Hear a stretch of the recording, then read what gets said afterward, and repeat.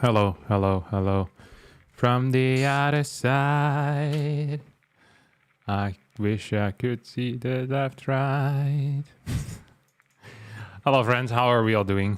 Welcome back to Masters Colosseum number 6. We're going to be casting 4 games today. In particular, Clem versus Beyond for starters. Then MaxPax versus Cure. Serral versus Dark. And planning on ending with...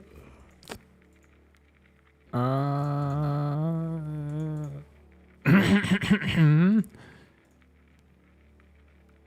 planning on ending with Hero versus Maru. Ooh, it's actually a very sick lineup. Holy crap. This is going to be somewhat exciting. Hey, what's up, Zatakli? You were actually second, Alexandru, but I appreciate you anyway. Let me finish my coffee.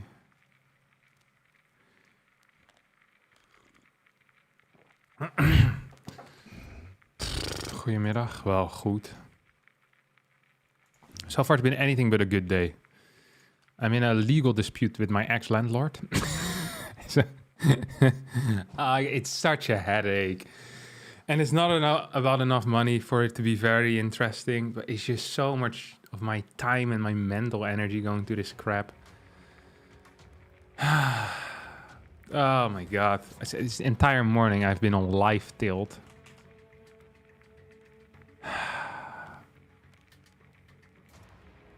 Jesus Christ. I was hoping to have some some peace of mind after I walked my dog, but I came home and I was still fuming.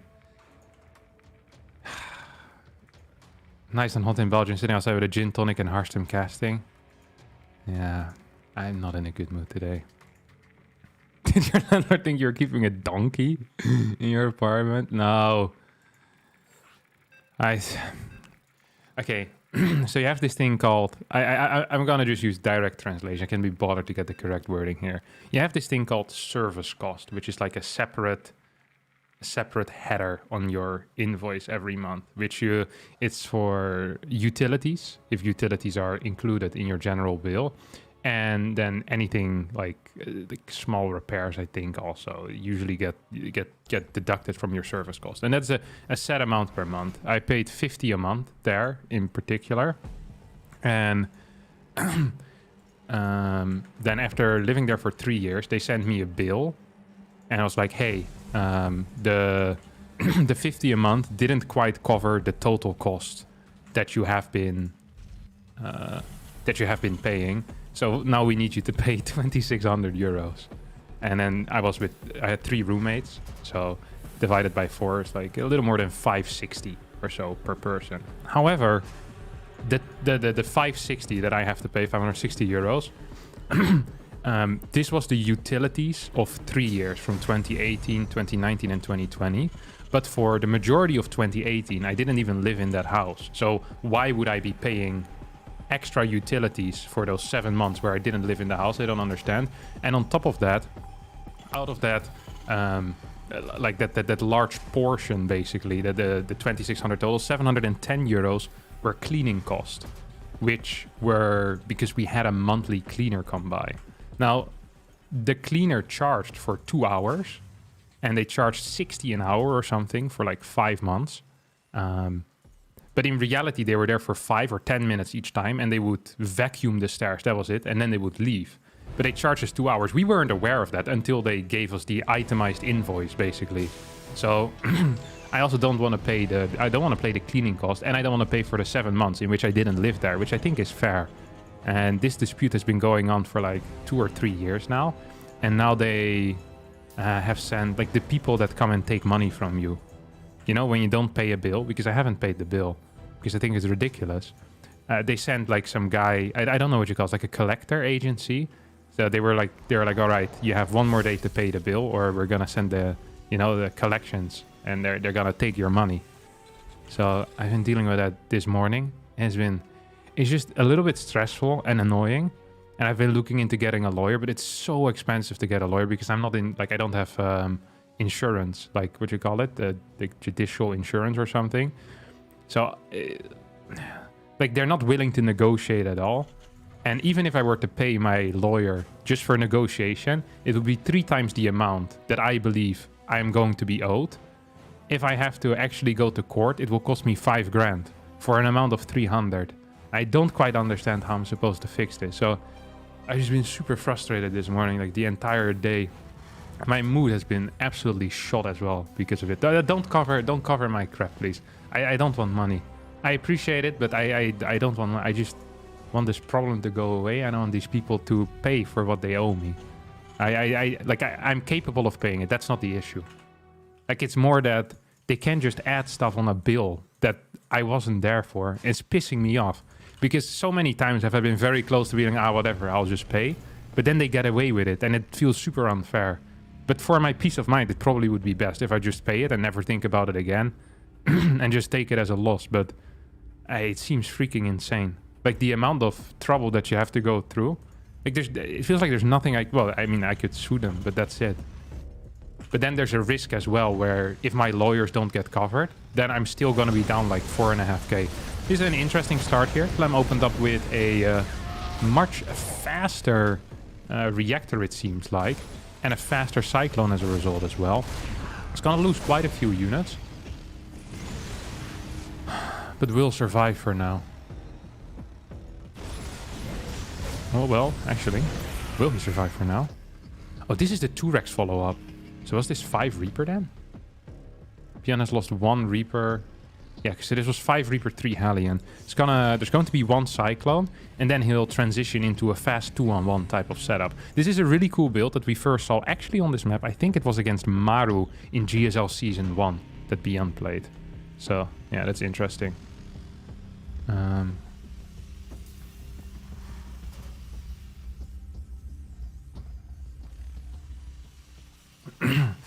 And this is a very offbeat build in a way. Like, you almost never see this particular build being played. Like, never see this build being played. So I'm not sure how mentally ready Clem is going to be for it. Because the weakness of this is that there's no Raven. So if Clem plays a very defensive triple CC type of game, he's going to be in quite a good spot. Marines now will show that this is probably some type of 2-on-1. Beyond shoot, well, it could technically just be a reactor build. He didn't see enough Marines. I don't think so. Well, actually, he might have. I actually think it's enough info, yeah. It's going to be a 3rd Raven out. And I think the best thing you can do as Clem, sorry, not as Bian, is actually just going straight into Vikings behind this. So just play a very heavy Viking, Raven, campy style for the first 7-8 minutes. Until you maybe get 6 Vikings or so. You have that set up easily on 3 bases. Low ground CC is always going to be the case for Bian. As he's going to follow this up. Yeah, here come the first 2 medevacs. And that's really when things are going to start kicking off. Cyclone almost reaches over the rocks to that Raven. It would have been big. Doesn't quite end up getting it though. 3 tanks are now out. 2 Vikings as well popping off, as we have a command center that gets constructed.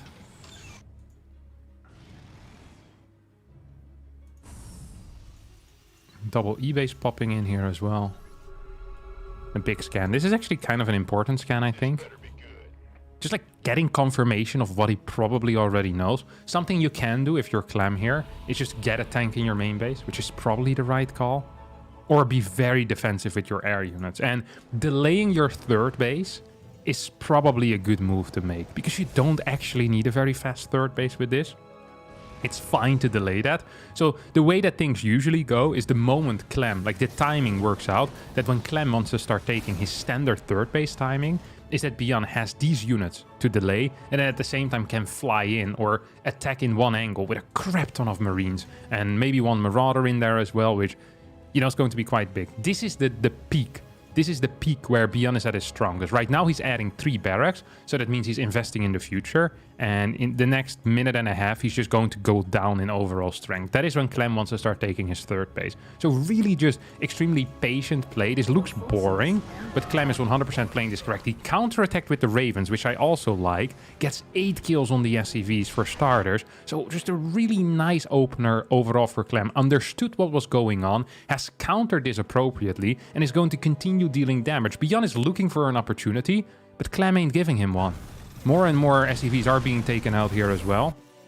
So yeah, I'm pretty freaking happy with how this is going for Clem. If you're a Clem fan, that's great. If, however, you support the Shopify Rebellion like I do, then this is looking a little bit less good. Okay, combat has now finished up. 1-1 is still a little bit away. Clem is honestly playing this perfect. It's so scary, though, to sit on 26 workers of oversaturation in your natural.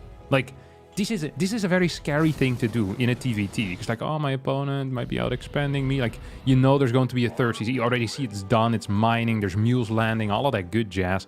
Now it's Clem's turn. Going out without combat shield, but with stim. Moves out with absolutely everything. Beyond is getting ready to send it. I don't think he can send it, though. Even with 1-1, even if just 2 tanks are sieged up here, is simply too many units here for Clem. Now, we do have that armory finishing up on Beyond's side of the map, and that means he could start his 2-2 upgrades at some point in the near future. Cyclone dealing some damage. Took out something. Might have actually been a Raven. So there's one less Raven than there was before. This bad boy still is here, though. It's going to get another auto turret and so much denied mining time. Overall, 15 workers have been killed already. And this resources lost step, this unit lost step, is looking mighty fine for our French Terran player. We have a Doom Drop coming in right now for Beyond as the Vikings are moving into the correct position to try and deal with that. This is only 5 Vikings. You require 6 Vikings to one-shot a medevac. So that's probably less than he had planned. Uh-oh. Oh, no, he's moving out of position here. We have a big boost forward. Just barely moving in as these Vikings moved away. So unfortunate for Clem. Is going to get one of these medevacs that still had some Marines in it. Tanks are now sieging up. One has been interference matrix. We have a drop on those Vikings. This has not been a nice trade at all here for Beyond. Only taking out 2 workers while simultaneously losing 4 medevacs. Practically filled with units. 6 Marines do survive. Viking count has been reduced, but the Ravens are still here. The tank count is much superior here for Clem. There is nothing in which Beyond is truly ahead. He's a little bit ahead in the upgrades, but that is really as far as this will go. His fort base is later. His production is the same as his opponent. We actually have a faster second factory already here for Clem, so in a way his production is actually worse. So really the only edge he has right now is the upgrade advantage. Here comes Clem moving out on the map, thinking he could do something. Loses 1 Raven for free. That's kind of sloppy. These Ravens are big. Interference matrix probably gonna get shot here as there's now 75 energy. Hellion Cyclone moving in. We'll take out an SCV building the CC there. Look at the tank count. 3 versus 9. Clem in a much better spot here. Much better spot. This Raven still probably quite useful as well. But the 2-2 upgrades could be influential in the outcome of this game. It's 173 supply against 194. Once again, we have a big drop coming in. I'm not sure why we're sending out a medevac that is gonna get one shot if a Viking sneezes in its direction. But that's indeed what is happening. Do have a big scan here coming in, and Beyond decides to not go in with this drop, which is probably, well, kind of unlucky for Clem. I think Clem wouldn't have minded had that drop gone in towards the main base. As you can see, whenever I try to drag scroll, the mouse just goes to the middle of the map and starts to bug out, and it's pissing me off as well. So I'm gonna try to fix that by restarting my StarCraft 2 extremely fast after this game. I hope I can do it and I don't miss the next game, because otherwise it's gonna bother me for the rest of the series. That's a lot of Marines. They have superior upgrades, but with, well, hardly any tank backup, this is going to be quite difficult to set up. There's no tank at all defensively here for Beyond. This, however, is a nice setup. He's gonna get 1 interference matrix on his bomb. And we'll clear that Liberator, which is a big deal. I think Clem is actually gonna start moving in right now. Yep, ever so slightly moves forward. We have a big concave of Marines. The tank in the back stays alive. 2-2 upgrades versus 1-1. So this fight could actually go well for Beyond, or at least better than you might expect. The tank count for Clem is a little lower than you'd probably want it. The medevac count is a bit higher here for Beyond than he probably wants. Needs to scan right now. He's gonna move back instead. That's a good pickup. It's gonna require way more tanks in order to deal with this incoming problem. That is this push. We have a big stim forward. 2-2 upgrades versus 1-1 still. Good start of a fight here for Beyond as he pulls back. And the forward tanks have been taken out. Fort base is now mining for Beyond, which is turning into an orbital as well. So more scan availability there. 2 tanks now on the way at a time, as he sends out 4 medevacs. And I think this means that Clem is gonna send it. No? Clem is not gonna send it. Beyond's gonna land those medevacs right now. Probably wants to go towards the far right side. Maybe try and take out this base. This is a planetary. Clem playing it much safer. Perhaps a bit too safe. So he should start this next set of upgrades practically immediately to help him out. Fusion core on the way, but it almost feels like Beyond has managed to kind of transition here into an almost viable late game, which shouldn't have been the case at all. Clem was in an almost unlosable position after that early game, taking out so many workers, not taking any damage from the initial drops or from the initial aggression. So yeah, I think that Beyond is still in a lot of trouble. Mainly due to the lack of tanks, and now also due to be completely out of position. Does not have a sensor tower here, and that means he's most likely going to end up, well, straight up dying. Out of position means at least that this base is going to be gone. So these tanks are now in range of the command center. That is an issue, 100%. Clem trying to move back with some of these tanks. Viking count is superior for Beyond here, is it? No. He's still down 1. That was a very close fight, though. At the same time, this marine drop is dishing out some serious damage on the other side of the map. There's just a single tank. That makes this attack out of Clem much more all-in than it ever should be. Because it isn't supposed to be all-in at all. This was supposed to be a regular attack. And now Clem is kind of being forced into really going ham. Brilliant move out of Beyond, who is getting a 5th base in position as well. Does not have a sensor tower. His tank count is rising. His Viking count is still abysmal. But is moving in position. If he gets a scan off, that would be huge. He's going to move forward with a medevac. Come on. There we go. Huge moves. One more tank gets taken out for free. Medevac gets to survive as well. This is a pure marine rotation towards the right side. Should not end up working out. Clem with an armor upgrade, but no +3 attack yet. And we see Beyond just slightly ahead in upgrades here. Is going to move in right now. Takes out a lot of these Marines. Any trade at this moment for Beyond is a pretty okay trade because he has more workers. Soon he's going to be mining more. If he can ever clean this army up, that would be freaking huge. Here we get a move forward into this army. And I think that Beyond is going to win this little engagement as well of tank versus tank. That means this is now gone. We have a base trade at the same time. Is Clem in position to deal with this? I think the answer is no. His +3 infantry weapons is about to finish up as well. Tank could siege up. Loads and loads of SCVs are going to get taken out. We have a drop in the main base at the same time, though. But there's not enough SCVs to kill. They have been pulled away already. Beyond with an unlikely comeback in this game after getting completely obliterated in the first 7, 8, 9 minutes.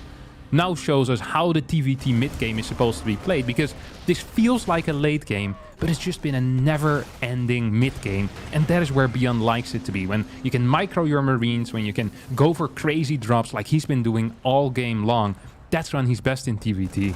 And he's been showcasing some of that for sure. This is an orbital as well, by the way. We have a 10 Marine, 12 Marine move out towards the top right. Big F2 move here. Out of Beyond trying to deal with it as the sensor tower gets taken out. But Clem right now is in a situation where he's down 70 supply, has inferior eco, is only going to be on 4 bases and only on 3 orbitals for now. Probably is going to start his 4th orbital. Wait, there's a base here. What's that? Oh, okay, but then he's on 4 orbitals already. Still way down in Marine count. Down 7 tanks as well as Beyond moving in position as Clem tries to defend. I don't think that's going to be quite possible. Liberator's going to help out. Beyond says that air control is for losers, as Clem has had air control the entire game and is about to lose. Planetary here under heavy siege. Liberator now gonna get taken out once more. Vikings still targeting down these medevacs one by one. Uh-oh. 3rd base now undefended. So these Marines, if they could go in, perhaps could deal some serious damage. No scan coming out. Beyond is gonna lose a couple of these tanks if he ain't careful. And even if he is careful, he's gonna lose a couple of these tanks. There's just not enough Marines to really pounce on this opportunity for Clem. Still has a double drop that he's now gonna send in. There's a turret, there's a tank, there's a bunch of SCVs, and there's so many reinforcements. We have 8 barracks, probably all with reactors here. Beyond now is going to split up his army. He's really lacking in the air unit count, has almost no medevacs. But Clem also is in, well, quite a bit of trouble here, as he's going to lose the last bit of aggression he had out on the map. Beyond moves, rotates towards the bottom side of this planetary and starts running in. Sensor tower will get one shot pretty much. He's gonna go for the planetary instead. Liberator should move forward. Is there advanced ballistics? Not yet. It's gonna finish up in 3 seconds. Is that enough time? Oh my god, Beyond actually gets the killer on the planetary. At the same time moves in. Doesn't see the tanks here, and that means these tanks are gonna get some serious damage in.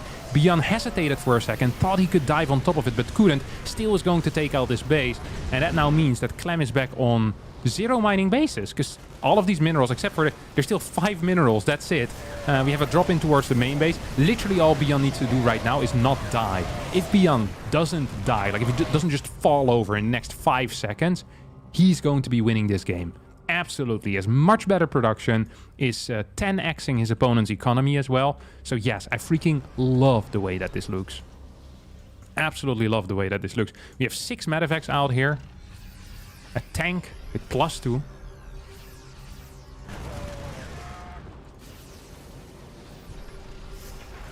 Ooh. Whoa. Liberator's gonna get taken out. Viking still flying around as well.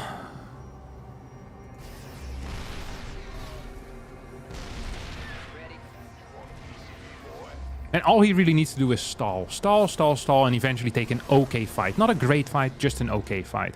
As long as Beyond doesn't mess that up, he's going to be just fine. This is the only mining base. There's still 2 tanks remaining. As Beyond manages to run around with a bunch of Marines once more, this command center is gonna die. And Clem should be attacking, but is going to be defending once more. GG gets called. Beyond somehow manages to win this game at a very high pace. I'm immediately going to restart my StarCraft 2. It's been super annoying to me.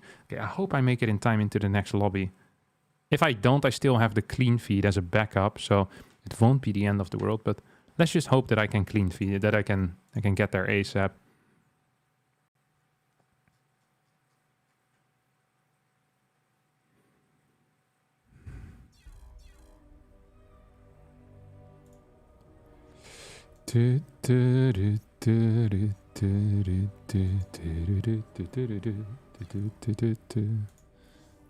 Come on. God. Load faster. Who'd you gonna call? Ghostbusters. 3. Let's hope they didn't insta-start, because if that's the case, I'm probably in some trouble. Oh! I think I got in. Very nice. Solid moves. Harstem, thanks for the stream, making my work a better experience. Thank you very much. My pleasure, buddy.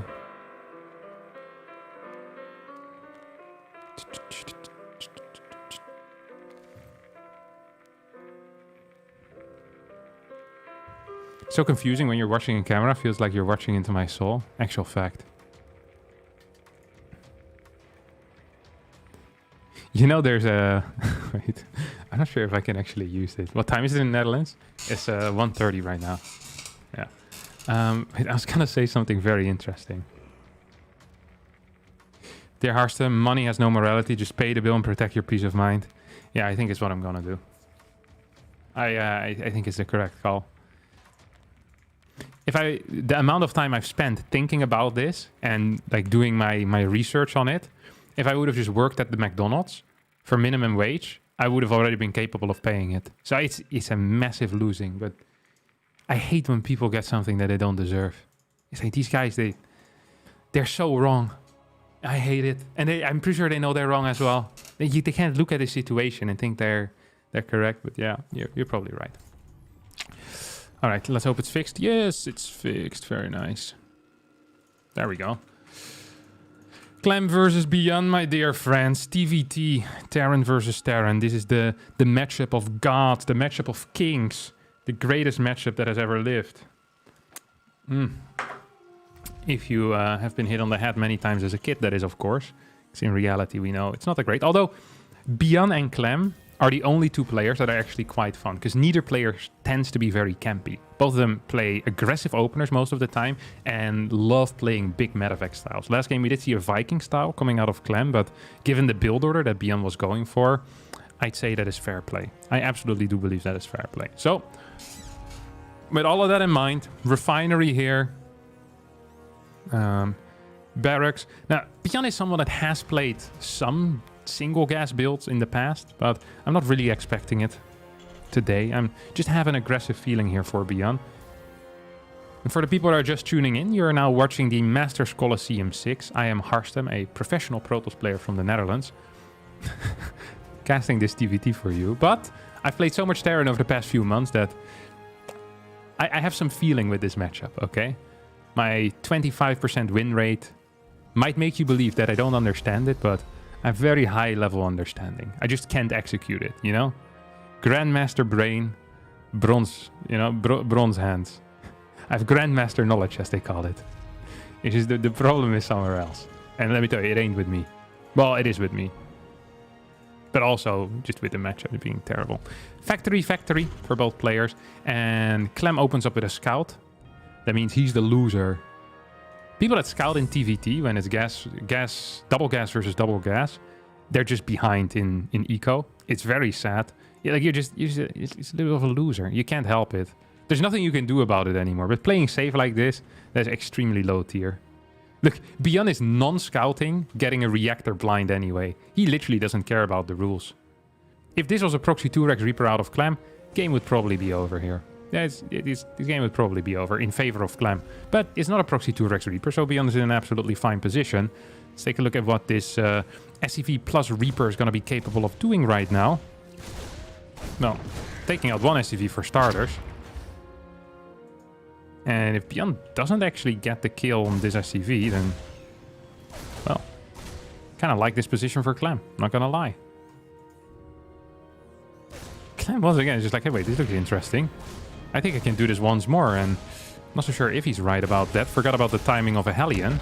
Ooh, Hellion gets hit by the grenade. Pretty big deal, otherwise that Reaper would have ended up dying. Hellion also out here for Clem.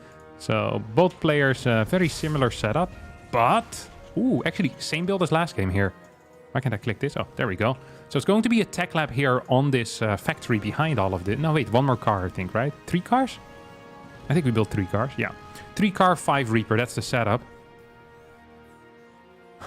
And now we're going to see something. I think usually Beyond builds an extra depot with this, which is technically not necessary, but is a safety depot. But yeah, see? So this depot, you look at this and you're thinking to yourself, why is he doing this? It actually doesn't make a whole lot of sense because this command center is about to finish up, but he always does it. And he says, in case you're moving out and like a Reaper shows up and then it supply blocks you, it's awful. I think it's a weak excuse. I think his build order just isn't efficient. I confronted him about this. And then huge confrontation, massive fight about the depot. That's what we had. I think it's useless. You know, gotta let the guy be.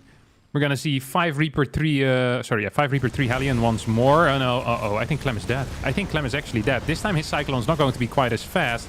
Was just not ready for his attack whatsoever. Beyond not with the cleanest micro. But I don't actually think it's going to matter. Kills so many workers here. GG gets called.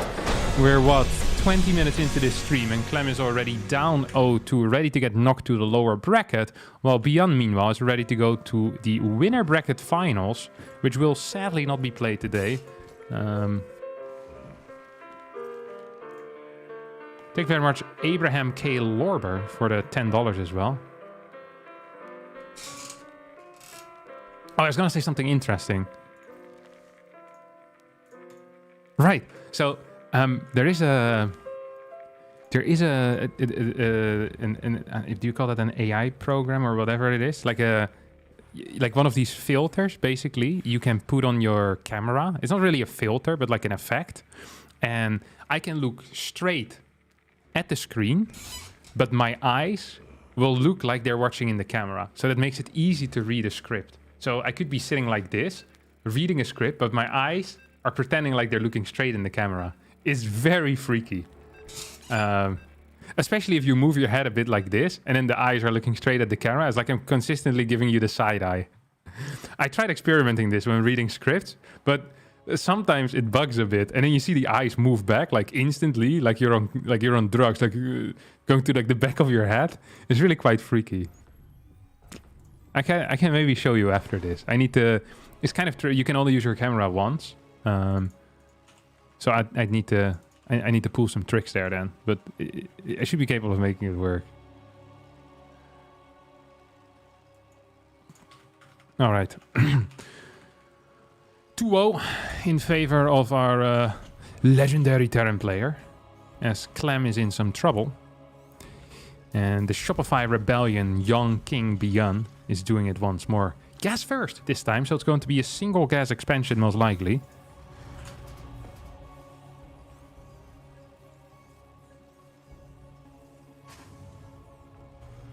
Maybe with a barracks as well. I wouldn't mind seeing a barracks. Yeah, I love to see that barracks. Not a second gas. I think single gas expansion. Ooh, we have Clem at the same time. 2 Rex Reaper. I don't actually know if this is good for Clem. So the advantage of gas first, 1 gas expansion, is that you can get a very fast factory and often you reactor Hellions. Now, I need to do some soul searching here to figure out whether these Hellions are going to be in time for the 3 Reaper move out. So the 3 Reaper move out is going to hit what? At like 307 or so, I think? 306, 307. 2 Hellions are probably still a little bit away at that point. Like just a couple of seconds away from being done. Because they're probably going to pop at what, like 318 or so? So there's like a 10-second window which Clem has, I think. Like, this to me makes sense. If I have the Terran theory correct here. I'm gonna have to see how close I am with these actual timings, but I don't think that is going to be enough time to deal significant amounts of damage. Unless the CC has been delayed already. A delay on the CC could be kind of big. And as the factory isn't being built right next to this barracks, it could also mean that he's not actually going to swap factory on top of the reactor. Which would also be quite bad here for Beyond. Beyond also moving across the map with his first Reaper. That could show kind of like a dominance out on the map, but at the same time it could also just show, you know, did you lose it and then insta lose the game. I'm kind of curious how this is going to pan out. I really wonder if he's going to fly this over or not. No, he's just going to start a Hellion straight away. And then either Marine or Reaper, I guess. Seems like it's Marine, because there is a starport here. So this is going to get taken out. It is 2 Reapers at this timing. So right now you know that it's going to be 2 Rex. Lifts the depot, just barely in time. This Hellion is about to pop. Okay, here we go. 1 Hellion, 1 Reaper, 2 Marines. Let's take a look at this micro. This is being played on the Western United States, so Beyond is going to be favored when it comes to these micro wars. 1 more shot on that Reaper is going to catch it. Very close, and Beyond absolutely destroying. Oh my god, game. This is game. This is game. Look at the CC timing. Look at the overall tech timing. Look at the resources lost. Right now, there's more units on the map for Beyond. He has a faster command center, and he has a significantly faster starport. What advantage does Clem have? Clem is going to have quicker stim. That is the only thing. Literally the only thing that Clem has going for himself. And that's not a great thing to have going for you. Because a stim rush tends to be kind of useless. It means you can't build Ravens majority of the time as well. Once again, Beyond here with some very solid controls. Going to lose 1 car. 1 car for a Reaper. That actually isn't a great trade. I thought he was going to get 2 Reapers there, but doesn't quite get it. Now starts moving out on the map with this medevac. This is insanely risky. I don't think he can drop on top of this even. No, I don't think he can. Beyond is building a Cyclone with it. As there's no defensive units at all here for Clem. None. Nada. Niente. It's also none in Portuguese. Maybe. Drops 6 Marines in a Hellion. Clem in position in the main base, but out of position for the natural.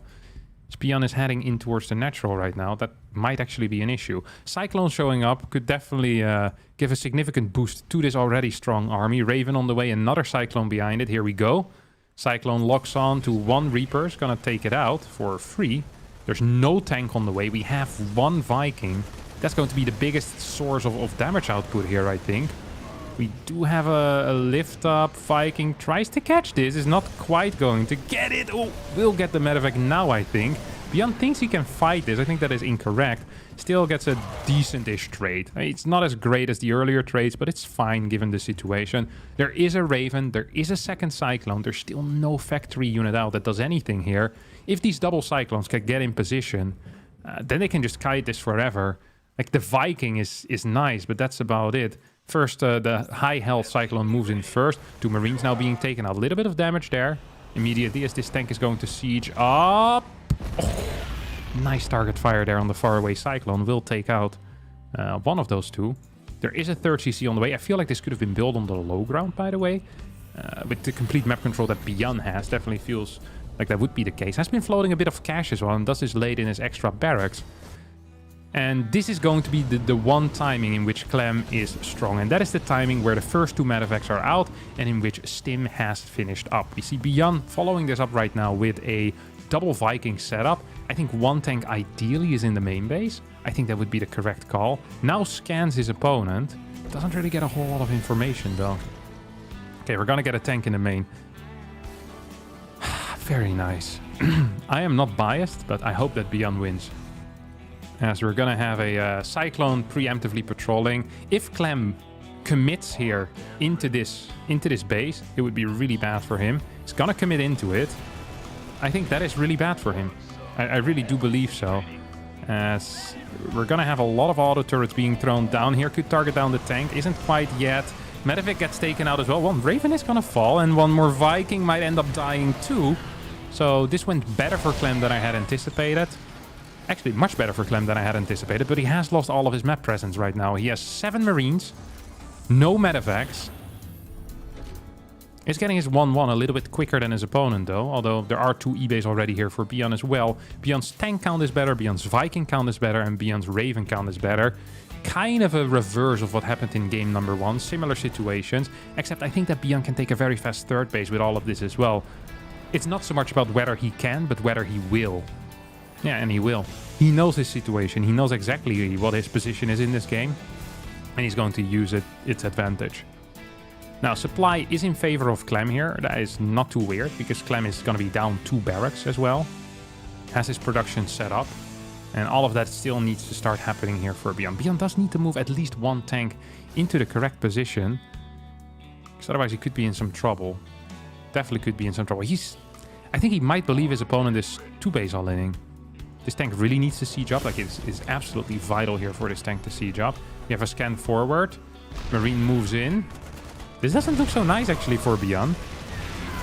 It's gonna be forced into lifting.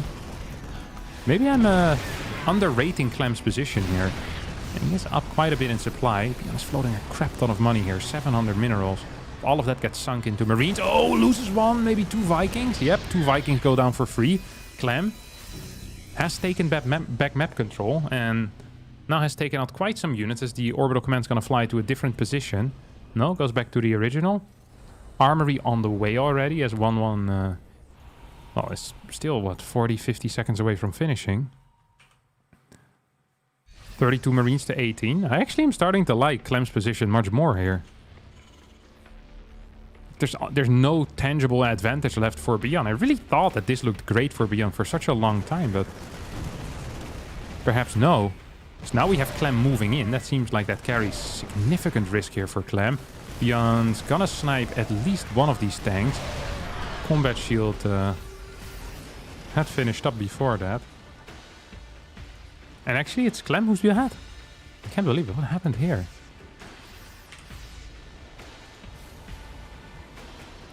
Losing those workers and not having the units in position at the third was worse than I thought. Maybe I just overrated Beyond's position altogether. Maybe Beyond did the same thing and played too safe as a result. We do have 3 more barracks on the way. 2nd factory already done. Clem kickstarting his production right now. Do have to say that Beyond's macro this game hasn't been great. He was floating a fair amount during the early part and then was floating a fair amount when his third was being pushed. 700-800 minerals is quite a bit if you still have to add more barracks into your composition. Into your infrastructure setup. 3rd base is gonna get scanned. Sees the 4th base already done. That's gotta be a little bit concerning if you're Beyond. Moves forward with 3 tanks. I'm not entirely sure why. Could perhaps pick up these tanks with medevacs. Not quite gonna do that. Clem over extending perhaps a tiny bit. Double interference matrix to connect as Beyond's gonna get an okay trade here. Drops on top of these 5 tanks. This is going to be better than an okay trade. This is going to be a good trade most likely. From being down some supply, now up in supply. Still down a base though. So yes, this was fun and games and all great. He is up 3 tanks and is setting up, oh my god, for a massive doom drop. Or at least I think he was setting up for a massive doom drop. He's now just gonna move towards the middle. Has the double scan, sees where his opponent is. And now wants to set up over here. Can he do that? Can he do that? I don't think he can. Oh, Marines almost get taken out here as a single drop heads towards Beyond's third. Beyond very keen usually on not having any defenses at home because he's the one that's in control of the game. Very quick with the response here as well. Has one Viking still around, so should be capable of taking this thing out. Some nice kind of zoning scans in a way, saying like, hey, if you're moving here, I want to see that you're moving here. We'll clean in that medevac up indeed. 77 workers to 62. Tank count is 8 to 6. Marine count is 41 to 33. As do we have a load up? Yep, we have a double drop load up towards the right side. If this fort base gets cancelled, gets taken out, that would be a huge deal. Absolutely a huge deal. Beyond now is on the hunt. I think he spotted those medevacs as well. So I'm kind of surprised by all of this. Gonna take out one medevac. Clem's desperately trying to run back home. Beyond's trying to cut him off. His path back home is trying to cut that off so badly. Doesn't want to engage too far forward. Scans up the ramp. Liberator now moving in position. Is going to get taken out by this Viking plus Marine combination. See you later, alligator. 4 medevac drop. Gets spotted as well. There's no turrets in the main base. Beyond's just idling here for now. Hasn't moved at all. This is fairly risky. He's going to drop him. Drop him like it's hot. 3-3 starts. +1 vehicle weapons also done.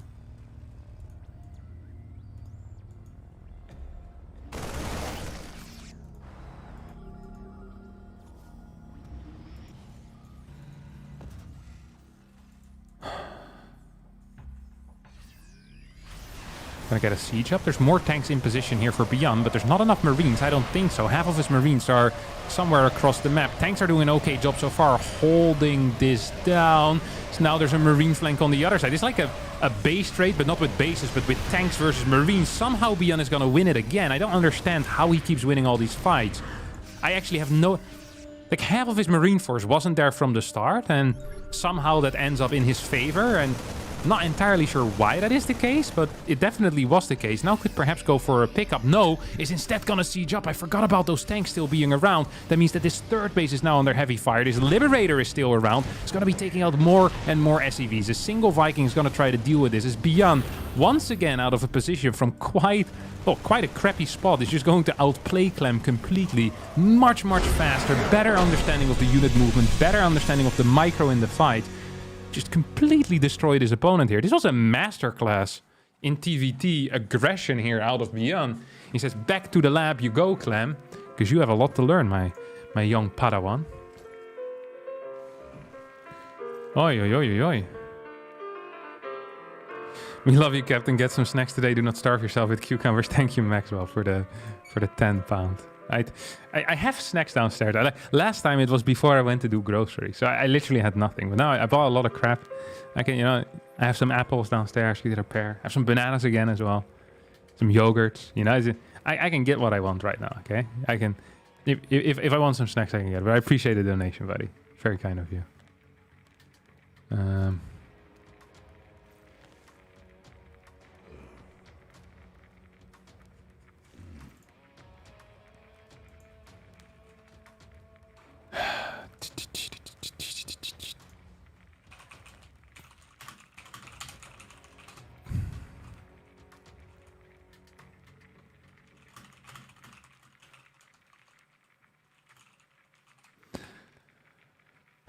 Are we rooting for Beyond here, Cap? Yeah.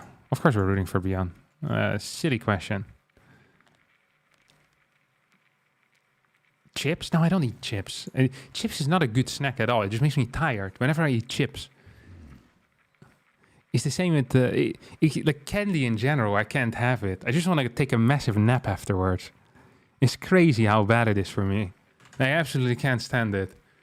That's why I only eat chips at night. Usually, because then, I fall asleep straight after. I have a nap. Also, I'm very, I get so addicted to eating chips. It's crazy. Like, I can't open a bag. Like, it's gone, So the only way that I can manage myself is by not buying it. But the moment there's chips in the house, and I open it, and I know it's there, it's freaking over. Like, I'll finish it, I have no limits. I'm like one of these idiotic dogs that just keeps eating. Like, I'll eat myself to death if there's infinite chips. It's the same when there's like a party and you have or at a bar and you have like a bowl of these nuts. I don't even like eating these, you know, this is like these nuts. I don't even like eating them, but I'll finish all of it and then refill. And I'll finish all of it again. And as long as they keep refilling, I'll keep finishing it. Sometimes when you go to a restaurant, they give you like some stuff, you know, it's just like some nuts as well. At Five Guys, they have the peanuts.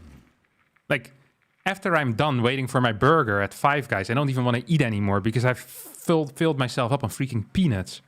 I'm not sure which idiot invented that. I'm literally not hungry anymore. I eat like 10,000 calories of peanuts while waiting for my burger to finish up building at the Five Guys. It's insane. Yeah, I'm addicted to salt. Yeah, peanuts are a Z tier snack, 100%. It's not even good. I hate peanuts. Well, I don't hate them. Like, maybe I like eating one, but that's about it. I'm not going to eat more than one peanut, like, voluntarily, but I eat this crap and I'm like, oh, peanuts. Just get a salt shaker and lick the top. Peanuts rule? No, peanuts are disgusting. It's a terrible snack. Well, I find it a terrible snack. Food is always subjective, except for watermelon. That is objectively disgusting. Or, well, tasteless. It is objectively tasteless. Thank you, Miguel Lopez, by the way. Greetings from Mexico. 5:45 a.m. here watching Captain Cast matches. Oof. I hope you woke up early, my friend. Because if you're still awake from last night, I'd recommend going to bed. Unless, of course, you work like a night shift, have a kind of a messed up schedule because of that. So it's good for you to still be awake at this point. Or you're preparing for a big flight and you're supposed to be jet lagged. But yeah, sleep is... You can always watch the VOD tomorrow, you know? This will still be here. But your sleep, you can't catch up to sleep. You've lost it already. And you'd rather cut your losses now. Staying up to fix your sleep schedule also never works. So anyone that is still doing that at this point, I'll give you the hard recommendation of going to bed. At least sleeping a couple of hours. Please.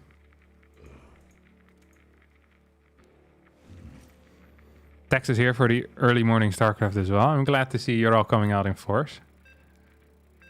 You clearly have had...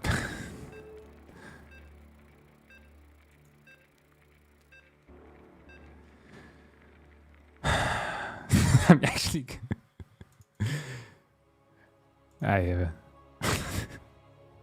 Wasabi peanuts are good. I'm not going to respond to the watermelon. I've milked it too much already.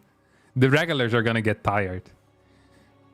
Also, I'm afraid of the watermelon lobby at some point coming for me.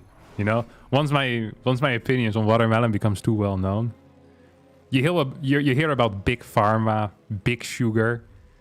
But you haven't heard of big watermelon yet. These guys will take you out. And they take you out in a comical way as well. Like, it's not nice, you know. They're not assisting you with suicide, you know, just by shooting you. No, it's something different. Like, they just throw, like, a piano on you. Kind of cartoon-like, in a way. You know, the same way that Tom always tried to take out Jerry. That is pretty much how Big Watermelon does it as well. Massive, like traps that they build near your house. Always looks like a massive accident. But it doesn't look good enough for an accident as well. What do you think about popcorn as a snack? Highest tier snack there is. Yeah, I love popcorn so much. Ooh. Before we talk about popcorn, let's first talk about this game, as we have Cure here in the top left spawning as our red Terran player versus MaxPax in the bottom right as our blue Protoss. Best of 5, as Cure has, in my opinion, one of the greatest anti-MaxPax builds. So MaxPax is very peculiar about his scout timings, and is very peculiar about his pro path as well. And I, for a long time, believed that a proxy Reaper build order with the barracks right under his opponent's ramp, under MaxPax's ramp, is the best opener against MaxPax consistently, because he always does the same thing in the early game. And we'll see if that's going to be correct here, but I really do believe that this particular strategy is brilliant. And I'm not one to quickly say that things are brilliant. You know what I love is that... Oh, never mind. I said I was going to say that I love that Cure went back home with his Reaper. Building a bunker here is idiotic. Yes! No! Don't build the bunker, dude.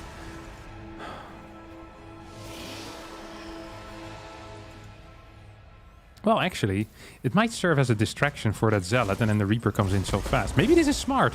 No, okay, I take back what I said. This has been poor control out of Cure so far. Has missed that first probe. Miss-microed a little bit more. It's going to get 2 kills here. Should have gotten 3, though. Jeez, good lord. Now, we're playing on the Western United States, so it's about 110, 120 ping here for Cure.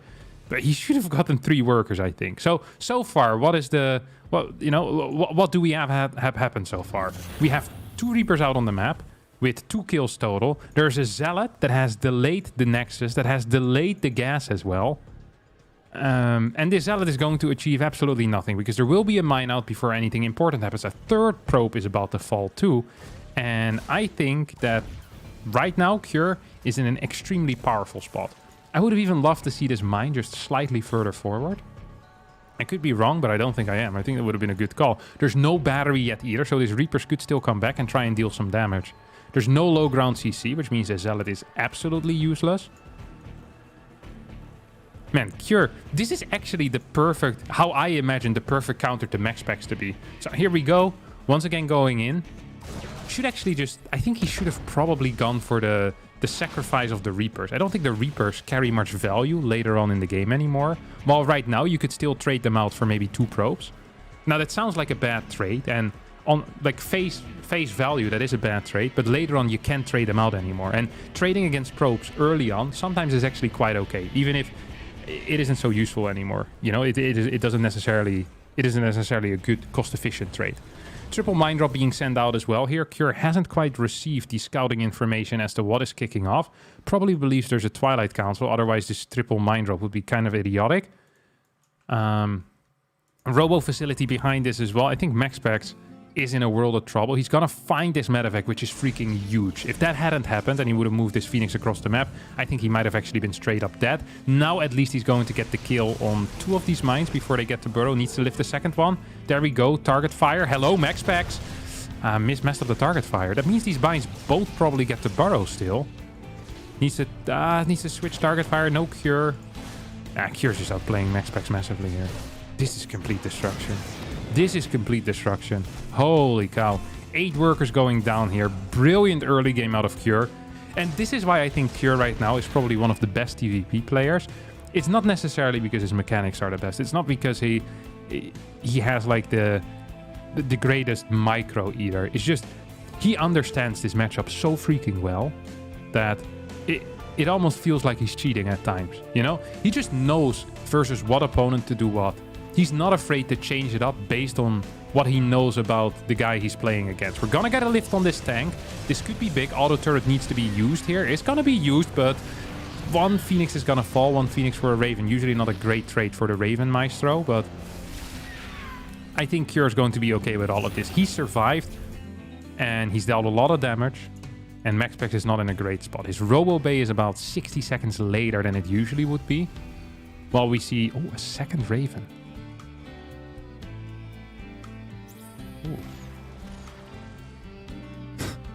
That's kind of funky. That is kind of funky. Wow. Okay.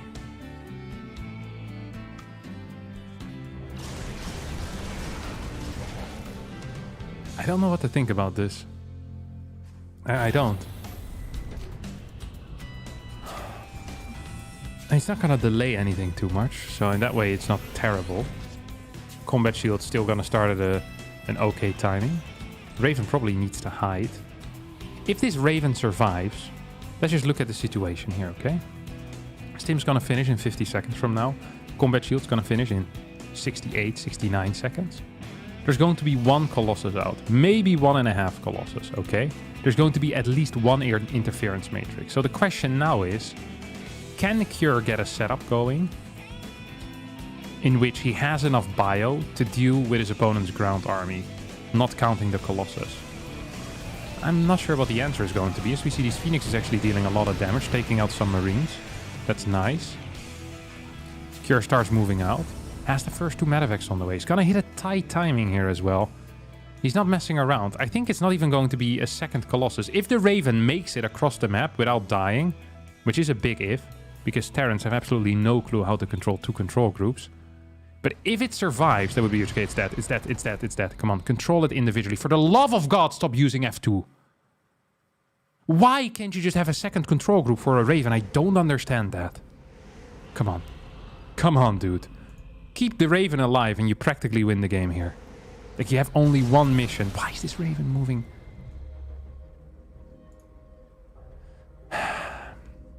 It's gonna move out on the map. It's gonna move out on the map. There's 4 gates on the way here for MaxPax. Thermal lens won't finish up. There's going to be 2 interference matrices in about 17, 18 seconds from now. 20 seconds from now, whatever it's going to be.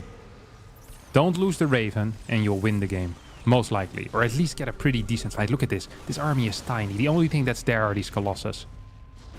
If you get the interference matrices, you're fine. How can one unit be this important? Not like this. What? Why is he going here?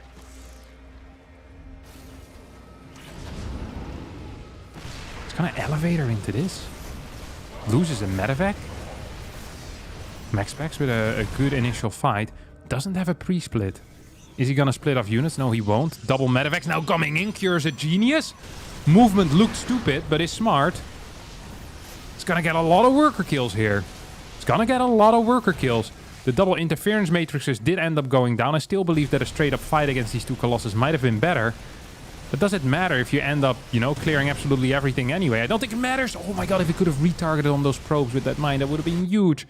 Doesn't quite get it down. Is not attacking the main base at the same time. Not a whole lot of multitasking going on here. Cure still just idling. Now should probably give up this position. I mean, at this point, it's probably too late to go in anywhere. Instead, gonna go back home. I think that's the correct call. Maybe clear this pylon? Yeah, that's viable. Clear the pylon and piss off. Wouldn't mind that. It's gonna end up losing perhaps a tank. Ooh. 4th base on the way here for Max. Who's in a really bad spot. Has a bad early game. Is in a bad spot. But does have 3 Colossus. That is pretty much it though. Look at this. 5 Zealots, 3 Colossus, 1 Immortal, 5 Phoenixes. 13 Marauders out on the map. 16 Marines. And 7 Mines. This is the MaxPax as we know him. Trying to get Zealots out on the map. Has a Prism here as well. Didn't quite get spotted. 2 groups of Zealot run-bys. And this is how Max wins his games. He's gonna move out at the same time, which is a mistake. Has no map vision on the left side. Cure should not go for the 4th base, but instead should opt for a base straight towards the 3rd. And as a result, is gonna get this base. Super battery to heal the Nexus. Could be used. It's too late. MaxPax with a slow response there. Is also going to lose his 4th base. Has a Zealot run-by in the main. At the same time has Zealots in the 3rd. That's a lot of Zealots in here. We'll take out these 2 mines before they get to do anything. More Zealots in towards the natural now. As 3 Marauders head into the main. We at the same time 8 Marines in the main base of MaxPax. MaxPax out of position. How is this possible? He keeps missing his opponent. MaxPax is actually dealing a lot of damage to these depots. Could be fighting against the SCVs. Would be much better here. Now these mines are going to show up and deal some damage. That's going to clean up this harassment. 3rd base gets cancelled. We have a recall, but I think MaxPax might have just lost it now. He's not in a good spot anymore. Still has some money in the bank. Could have killed maybe 15, 20 more workers had he paid more attention to his Zealot run-bys. Also, once again, being caught out of position is just painful. So we have the +1.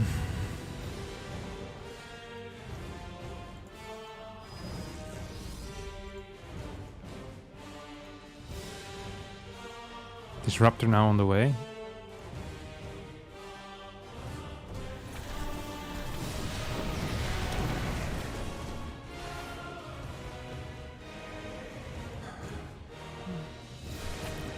I'm not feeling this, guys. I really am not feeling this. 19 Marauders. If there were no Ghost at all, this might work. But a single Ghost with a single EMP is going to be huge.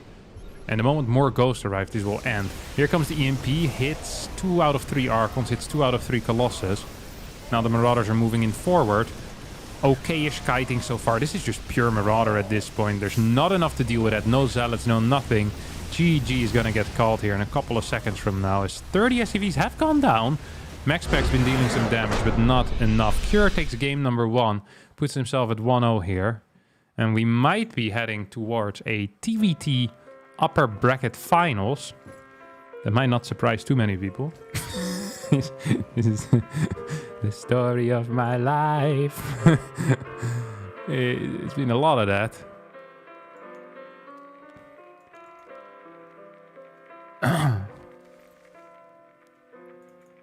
But yeah, I think you're here just with superior preparation, really understanding the weakness of MaxPax's pro patterns there. And this is why I always say is when you're playing, you need to mix things up. You can't just rely on, even if statistically it is the best build order, if you always do it, then it's not the best build order anymore. So imagine you have a scenario. So we have build A and build B, like opener A and opener. We'll call them build. Build A and build B. Build A gives you an 80%, gives you a superior position against 80% of the builds, right? That means that 80% of the builds that Terran can do, you're going to be ahead against. Build B puts you ahead against 40% of the builds that Terran can do. However, if you only play build A, the Terran can just always pick to do the 20% of the builds. That is going to put them ahead, and thus build A becomes a terrible build for you. However, if you mix in build B, that kind of covers that. Even if you just do it 20 or 25% of the time, it makes it much harder for Terran to kind of abuse the weaknesses of build A. And usually there's more going to be more than just build A and B, obviously, and it's a little bit more diverse, and there's going to be, you know, different levels of getting hard countered and blind countered with different builds. But I really feel like that MaxPax's scouting pattern, I've been mentioning this for, well, I think months now, has been so consistent that there are weaknesses in there. And I think one of the main weaknesses is a close by proxy that goes into the main base. I just don't think there's any downside for the Terran when it comes to that. Like, if you see what MaxPax does. So the way that MaxPax plays, let's just follow this, okay? He's gonna build a gas and then rally, I think is what he does. He rallies the next probe straight across the map. And he does this every single game I've seen him play in the last, like, what, 5 months maybe? He never scouts around his base. So technically what you could do, you could build a barracks over here as close, like the barracks could be here, if you know this. The barracks could be right over here, right? This is the closest rush distance for a Reaper. Now, the reason why Terrans don't do this is because if a Protoss scouts around with a probe, even just a little bit, and your barracks is right here, you're going to instantly lose the game. It is a very high-risk play, but against how MaxPax is playing, it is a no-risk play. You're gonna get the closest by Reaper in every single time. Protoss does not have a unit out at that point. A Reaper pops at what? 159, the 2-minute mark. The first toss unit with a core before Nexus is going to finish 20 seconds later. That means there's an unchecked Reaper going ham in your main base for freaking, well, it arrives maybe at 204, 205 for 15 seconds. If Terran even have remotely decent micro, they're gonna kill at least 2 workers every single game. On top of that, in order to stop the bunker from going up in your natural, you're also going to need a zealot that delays your follow-up tech because you're delaying your assimilator. It delays your nexus initially because you have to build a 22 supply nexus. Like, there's so many factors here that make that bad. I'm in a way surprised that Cure doesn't repeat the success from the first game because it was a massive success. But at the same time, I completely understand it. Why do I understand it? It's because you can't believe that someone gets blind countered like that in the first game and doesn't change the plan. But MaxPax never changes his plan, or almost never changes his plan. Cure probably could play the same exact barracks positioning with a proxy Reaper 4 times in a row, and MaxPax would still send his probe across the map because that is what he's practiced, that is what he's best against. I think this is one of the only weaknesses that MaxPax has in his play is his lack of diversity and his general predictability, and it has been getting abused by people that have a brain, and Cure definitely has a brain. Now, up here we're gonna have, it could be one of 2 things. It could be a 4 Hellion. It could also be a 2 Hellion 4 mine drop. It's going to be a 4 Hellion 2 mine drop. 2 Hellion 4 mine drop or a 2 Hellion 2 mine drop. I think it's going to be 4 mine. That is the most common playstyle here. That finishing means it needs to be recalled or it would die. So I like the recall here personally. I think that's the correct move. We're gonna see 3 gates as well as a robotics facility as a follow-up. I can only imagine. There we go. 3 3 gates robotics facility. It's gonna probably need to build a battery in the wall. You don't have to build a battery in the wall, but it's convenient. Makes life much, much easier for you. As this is a 4-gate blink. MaxPax bread and butter, really. But for some people, sounds like an all-in. For MaxPax, it's just, you know, another day in the office. It's a pressure build for him because he's so good with that blink stalkers. So freaking good. Now, 4 mines are heading out. They're going to hit way before blink finishes up. Cure is just really kind of abusing the weaknesses of MaxPax here. This is another build that I think is kind of good because you still have a relatively quick initial tank. I think people underrate that. If you manage to even keep 1 mine alive with this, that's even bigger. It's even bigger. Here we go. It's going to be 1, 2, 3. Please try and keep 1 mine alive and keep this medevac alive. It is probably the most important thing here. In a way, I'm surprised that Cure didn't unburrow any of these mines. That is, quite frankly, just a mistake. Look at this. This is good. Could have still unburrowed that. Most likely he's gonna get it out of here. 2 mines stay alive. 4 worker kills. Massive worker mining loss as well. And at the same time, we already have 1 tank out. We now have a bunker. A second bunker going down. And we have a Raven on the way. Now, the one disadvantage here is that you don't have a very high marine count whatsoever. So that is where you're giving up a little bit. Of course, this build has its downsides as well. And it's most definitely, when it comes to the marine count, that is the major downside. Second tank is about to pop out, though. As this mine drop now is heading in, it's going to drop 1, it's going to drop 2.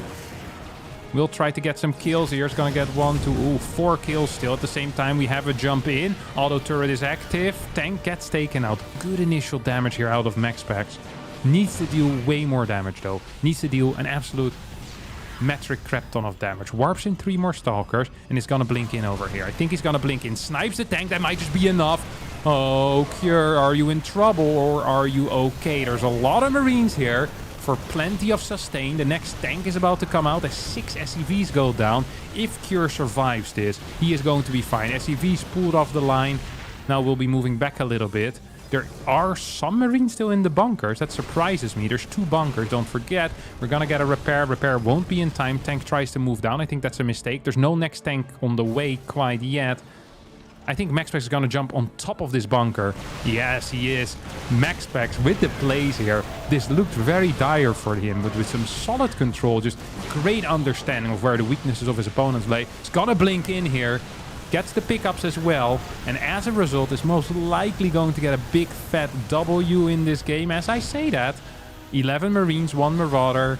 The problem here is the lack of a next tank. If there was a tank popping out right now, maybe there's a chance, because there's no third base yet for MaxPax. This is extremely all-in. There's no charge. There's no tech follow-up. So even if Cure ends up being down in workers, this could still be okay for Cure. But Stim now being targeted down. This tank is going to fall. And I think with that tank dying, MaxPax has pretty much broken Cure's defense. Stim finishing up in a couple of seconds. 3 Marauders are out. SCVs being pulled off the line. Do we have a first medevac out? Yes, there's 1 medevac. That means that Stim can be used multiple times over here. But it's 28 workers to 44. I think right now MaxPax probably needs to get a second gas in the natural, as well as a robo bay. He doesn't need it, but it could be something to think about, especially given the amount of resources he has. I think a Nexus doesn't quite carry the same weight here for him. Because the only way Cure is winning this is by all-inning, right? So I think going into either Immortals or faster tech, while continuing to warp in Stalkers, is a little bit safer than getting a Nexus. But, I mean, MaxPax is so far ahead right now, it might not even matter. Some fantastic movement here. Just up and down, completely destroying his opponent when it comes to that movement. This map was played on central United States, so slightly better ping here for MaxiPaxi. As this starport is gonna burn to the ground.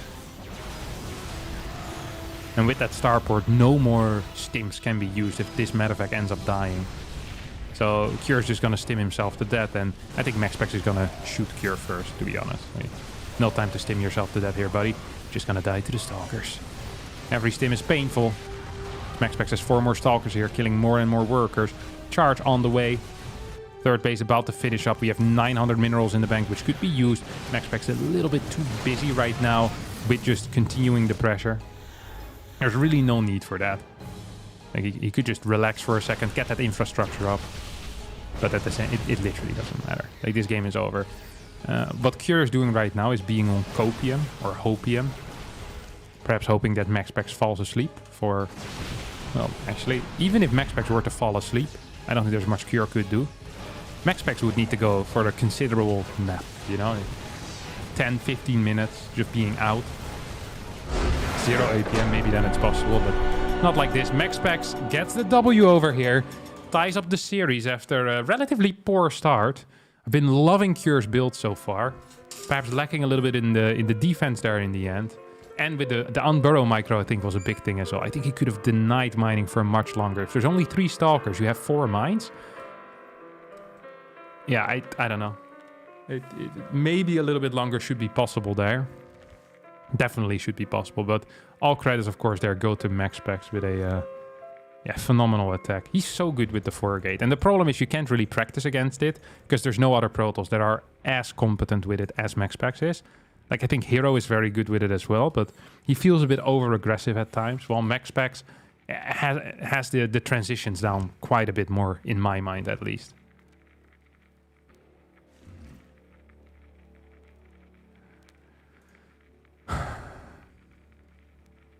Yeah, it's bananas how good it is.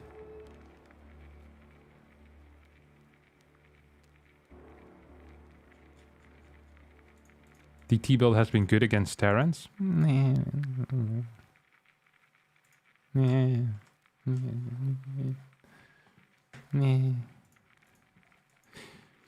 Let's just say there's a reason why we don't see it. It's because Raven is already so popular. And DT really gives up a lot of safety in the early game. So... I say no, actually. DT is not so... It's good against Terran in the late game, but as an opener... I'm not a huge fan of it. I think it's good to mix it in every now and again, but I wouldn't put it in my standard build order rotation, personally. And no other high-level Protoss puts it in their build order rotation either, which makes me believe that I'm correct on this. Because if we were to see this a lot at the high level, then I say, yeah, maybe I'm the idiot, but we're not seeing it at the high level, like, period, pretty much, due to the Raven just being so prevalent in the matchup. So a lot of Terrans just have the standard, like, the blind counter is already in the build, pretty much. That makes it, you know... difficult to execute. Look at that. Freaking MaxPax, man. This guy's a legend. I think Cure's just going to do the same Oh, he could also go for proxy Marauder.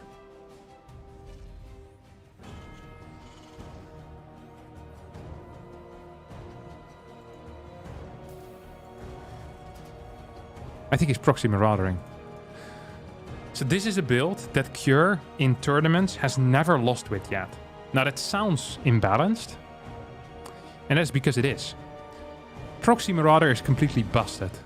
He also always puts it in the exact same position, right over here or a little bit further back.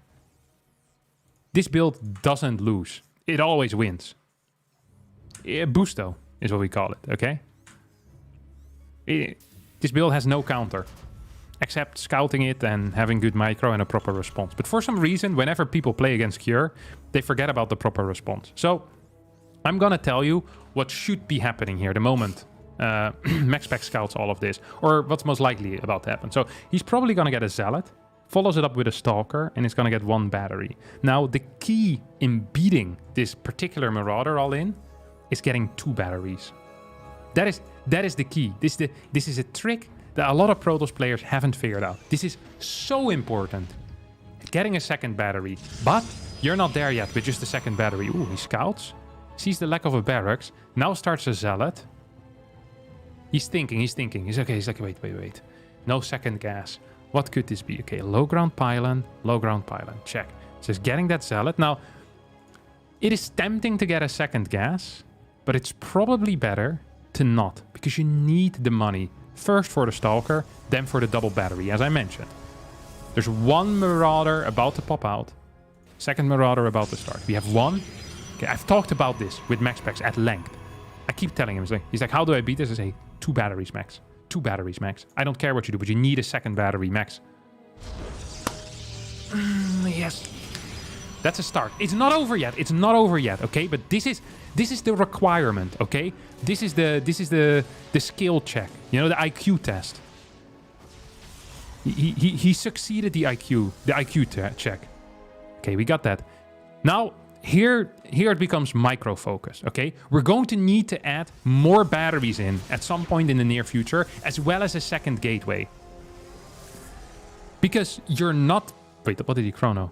Okay, the Stalker, I like that. He needs to be aware that okay, second gateway, that's solid. We need to keep energy, though, for the super battery at some point. And here we go. Cure's playing this perfectly. He's just sitting back, and he's gonna wait till he gets enough to either clear a battery, or so he can shoot through the shields of Stalkers while they're being healed by a super battery. Now, what's absolutely key here is that you need to pull some probes as well. This is good control. MaxPax, much better in the control here. Much better in the control. Gets another battery as well. Okay, he's playing this perfect so far. The response has been perfect. This is going to be the first time in which Cure loses with this absolutely boosto build. It is definitely possible. This, you see that this battery is under heavy fire. I think right now, pulling a couple of workers offline is not necessarily bad. Just getting 3-4 workers, okay? Why not? Why not? Your second gate is about to finish. This battery is about to die. But these Marauders are tanking quite some damage. Now, SCV pool is coming in. This is the next step. This always is the next step. As this is starting, the Marauder count is starting to grow. This build is so good. It's crazy. Super battery gets used. Zealot goes down. Another Zealot in production. Workers need to be pulled off the line immediately. Third gate is on the way here. This is such a hard build to hold. I can't stress enough how difficult this is. And here we go. Moves in forward before the SCVs are there. There's 7 Marauders. There's 3 Stalkers. Super battery has been used already. Oh, probes on the wrong side of things. Here comes a Reaper. I think that's a misclick, because a Reaper actually costs a lot of time to build and is completely useless. Stalker still alive. Batteries are running out. Super battery not available. I'm afraid that Cure might have done it again.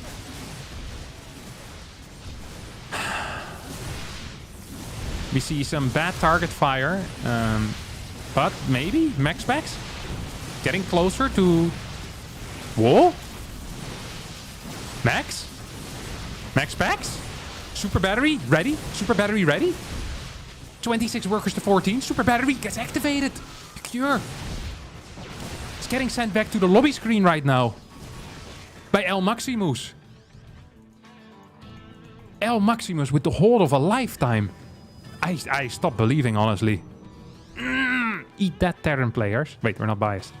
Oh, what a pity. I would have loved for this cheese to do well. 4 Marauders are out. Now, this ain't over. It ain't over till the fat lady sinks. And right now I'm not hearing anything. Here come the Marauders once more. Still good against Stalkers, but the production right now for Max is too good. That's the issue. The production is too good. Super battery is on the way back as well. These batteries in general are just getting some energy. We have a command center. The fact that Cure believes that he still has a chance in the macro game right now should tell you everything you need to know. How good this build is. Either how delusional Cure is, or that this is what we call unhinged behavior here by Terran players, okay? That's not okay. That's not okay. Is Probe still alive as well? He's just been patrolling for the last 5 years. I mean, at this point, I think Maxi has it. I think at this point, Maxi has it. Now, this is the difficult way of holding. There's another way of holding in which you skip the initial Zealot, and instead you get double gas, a Stalker, and you have to pull probes a bit more, but you're getting a quick tech unit out. So a Stargate, for example. That means that Terran can't wait for like 8 or 9 Marauders, because once the Void Ray pops, the game ends. So they need to fight faster, and then you try to defend with Stalkers. You need very good micro with that as well, but in my mind that's a little bit easier, because you're often more focused on cutting workers early and then just getting a tech unit out. You don't have to get as many probes. MaxPax now deciding to move on the map, has scouted where his opponent is, needs to be careful though. I mean, even if MaxPax loses all of his Stalkers in this battle, which is not going to happen, it probably would still be fine. This is pre-stim, like 15 seconds before stim or so, 20 seconds before stim, and that means that El Maximus is going to get a big, fat W over here. Combat Shield will most likely get cancelled before it finishes up. Stim will finish, but these 2 barracks are just in a world of trouble. Yep, Stim finish is just so freaking close. But these barracks also in some serious trouble. We don't have... No, we do have tech. We do have a Twilight Council, so Blink could even get research. There's no more production around. It's 22 supply against 7 army supply. As Maximus is doing it. Yeah. A win for the Protoss, a loss for the Turex. Marauder Proxy Terran. Ugh, you love to see it here. As a fan of the Danish monarchy. And as a fan of Protoss. God, that was beautiful. Now, I freaking hate this build so much. I've lost to it many times. I've seen my Protoss brethren lose to it as well, again and again. So seeing this is fairly orgasmic.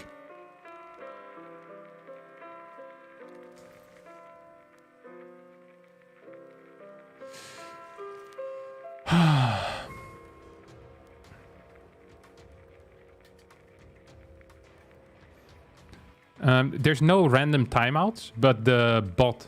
Well, it's not a bot. There's like an auto moderation that sometimes... I'm not sure if it times out or if it just... what you call it? If it just holds your message. Because even banning on YouTube is different. Because you don't ban people, you hide them from the channel. So every ban automatically, I think, is a shadow ban. So there's some people of you, right now, I'm looking at you guys, the meanies, who believe they're still getting their messages through, but no one is seeing what you're writing. You've been writing in my chat for the past 5 months, maybe, and no one has been capable of seeing your messages. This is automatic. This is a feature, not a bug. Okay? Everything is a shadow ban on YouTube. So that I think it discourages people from realizing they're banned and then making a new account instantly, you know? Now when they get shadow banned, they think people are still responding to them.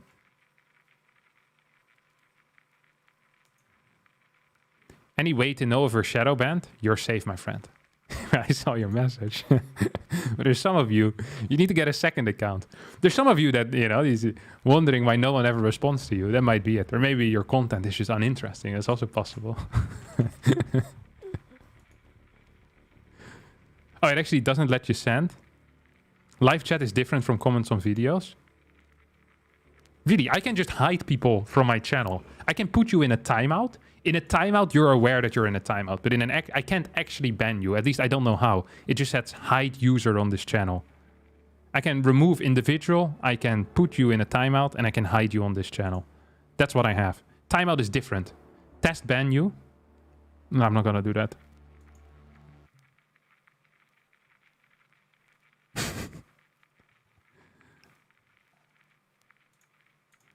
All right.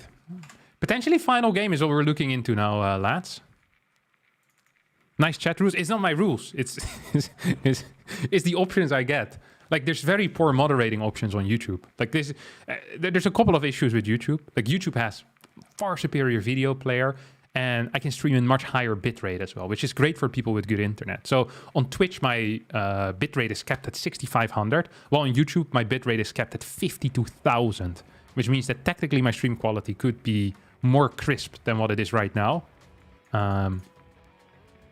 But yeah, and then the fact that you can, you know, rewind, you can 2 times speed it while watching live. Like, YouTube just works so well. But moderation tools are very mediocre. It's difficult for me to see what people said in the past. So sometimes you'll get banned because out of context your comment looks bad. And I can't check your chat history. Like, on Twitch, I can check people's chat history. So if I see an idiotic comment from someone and I go through their chat history, I see, oh, this person has one idiotic comment. I can be just like, hey, don't do that. But on YouTube, because some people I don't know as well, and they might be posting a lot of messages in the past where they're normal and just as a joke they said something and they get banned. It's like, well, tough luck. There's also no unban request like there is on Twitch. So just the moderation tools in general, it's much harder for me to do a proper job moderating chat and to create a better chat experience in that way. So yeah, it's kind of rough, but these are the tools that YouTube gives me, or that, well, YouTube doesn't really give me, and I can't help that very much. Like, I also wish it was better.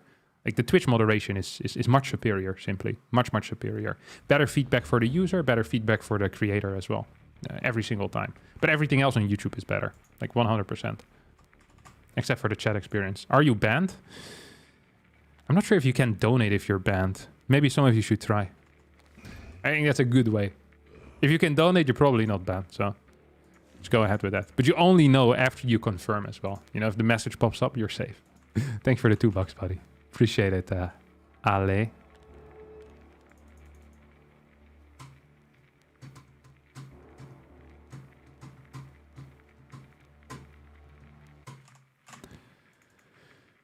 How much do you bench? The other day I did, I think it was 65 times 8. Yeah. So I don't know how much that would be in if I do it one time. I also bench very slowly. So I have a very slow descent. So it's not like a proper max.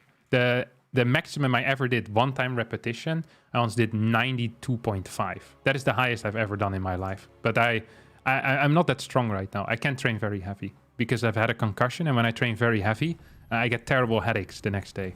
Like it still kind of lingers on. So ever since my concussion, I haven't been capable of like really pushing very hard. I do much higher repetitions and just mainly going for fun. It's more of a good time, you know. It's a little bit different. Okay, let's try this. Blue hair critic not banned. L still not banned. Thanks for the $2. All right, let's hop into the game. 1 for Cure, 2 for MaxPax.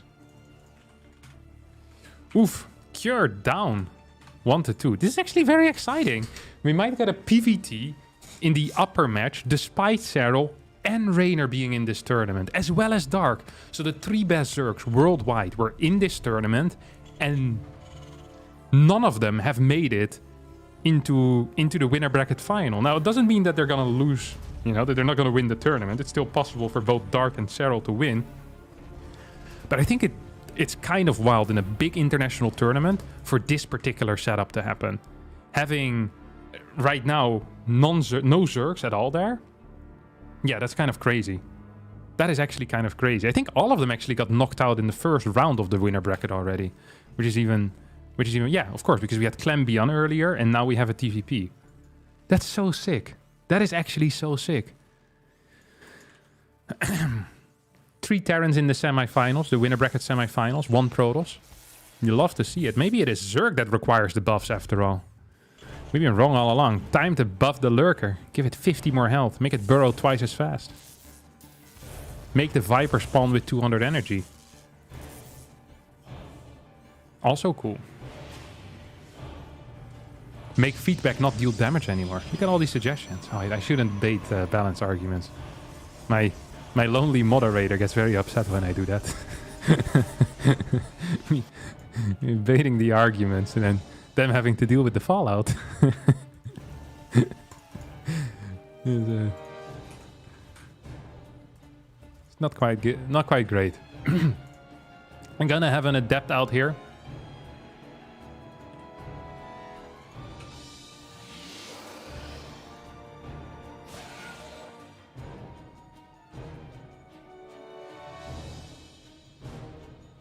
Boop! Scouts across the map. What's this Reaper doing? Just having a blast scouting around. It's going to be a proxy gate. Oh, I hope Cure doesn't scout this. It's going to see this probe. And as a result, also finds this gateway. Now, you know what's interesting? You know what I think might be the correct call here? Now, this is going to sound stupid. But what if you do nothing? Okay. What if you just don't do anything? So I like this counterattack. MaxPax definitely didn't expect this. He's gonna lose a lot of workers. He's gonna lose 3 workers. He's gonna lose 4 workers. He's gonna lose 5 workers. Recall's now available. No, uses a chrono boost. I feel like recall would have been, well, then you lose your pressure, I guess.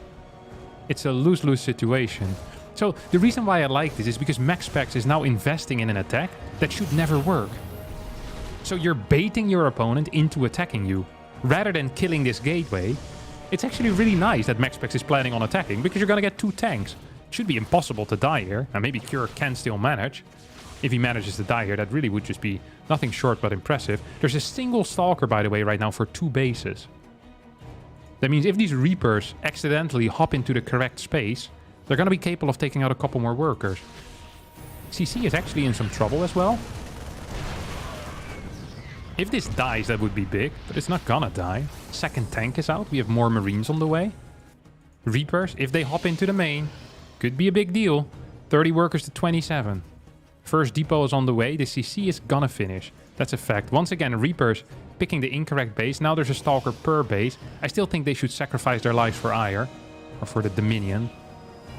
For Rainer's Raiders, or for whoever they fight. I don't really care who they fight for. Just give up your life, mate. Kill some workers. CC now on the way. Or sorry, finished. Orbital command should start soon.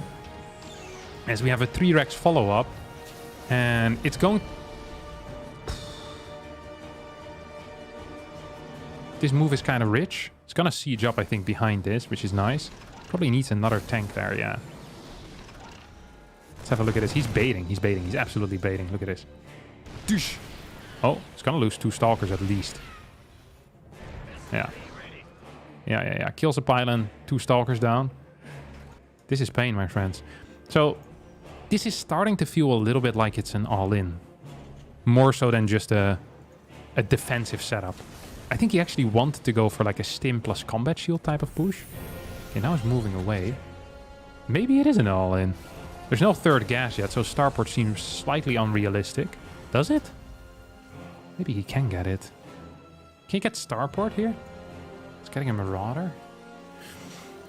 I don't know what this is. You're asking me, will his army grow?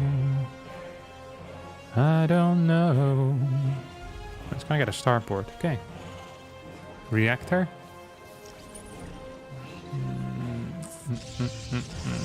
Twilight. So there's going to be what? Let's do some mental mathematics. Okay, there's going to be 2 Colossus out with thermal lens before this push hits, I think. There's not going to be Blink. Are 2 Colossus with thermal lens enough to deal with this? Majority is going to be Marines. We hardly have any Marauder production. That's due to the late gases that are being taken here. Like, if right now Marauders were being built, there would be no gas for the double med effect. So yeah. Huh. 3rd CC on the way. Now this is still a strong push due to the 4 tanks being there. And this mainly being a Stalker army. If charge finishes before this hits, it's also not a huge deal because there's only 5 gates. And there's not even 60 workers yet. Yeah, I'm really liking this position. No, I'm not liking this position for anyone. I was gonna say I like this position for Cure, but... The thing is, his actual army is kind of weak. The only real... is the tanks. So... Like, he has no Marauders. He's now starting to add some Marauders. Okay, let's put it like this. If he can move into a good position... And he can siege up without just bleeding out a lot of units...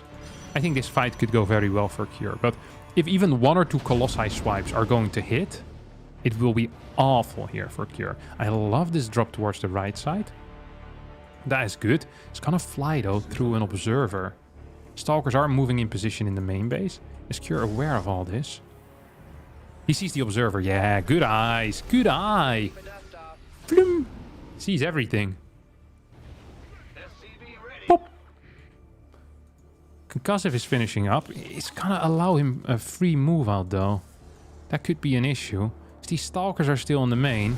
This probe's gonna get taken out. We immediately get a siege up. Like, this really could be quite tight. Okay, well, that was close. Losing the sentries there would be bad. You have the double drop heading into the main. Stalkers are slightly out of position. There is a battery, and super battery is possible. We have 2 Zealot Warpins. I think these Marines are too good, though. I think Cure is gonna... is heading towards the Equalizer right now. Is still just idling in this position. Yeah, scanning forward, which is a good call. MaxPax with the pre-split as well is also correct. Wanting to take a forward base, isn't quite getting it yet, though. Yeah, supply, this ain't looking all too great. We have another drop heading in somewhere. It's gonna move in towards the natural base.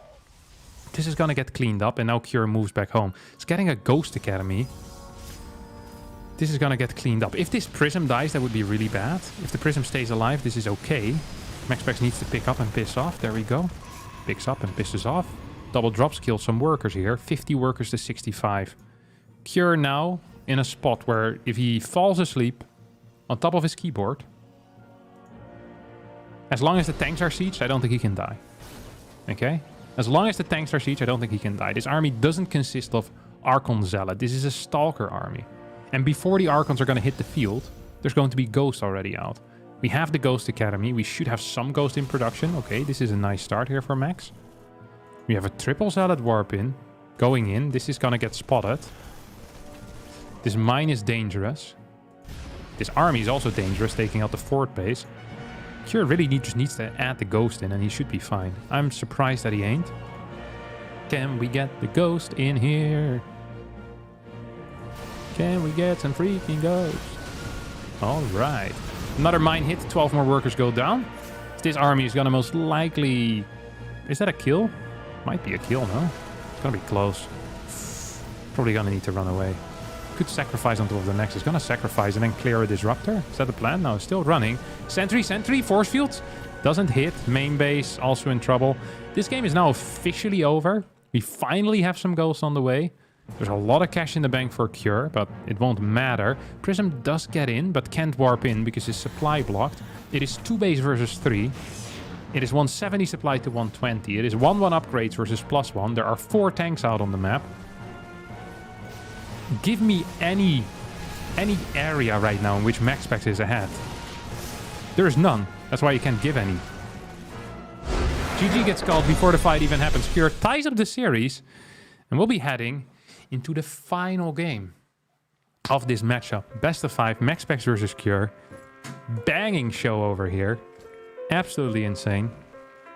Now, that isn't where it's going to end today, don't forget. After this, we still have Serral versus Dark and Hero versus Maru. Yeah, this is a show, ladies and gentlemen. This is a freaking show. That's all I'm saying. It's all I'm saying is that this is a show.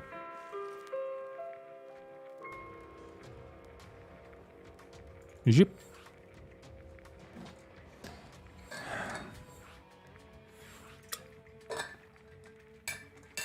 Fantastic gameplay.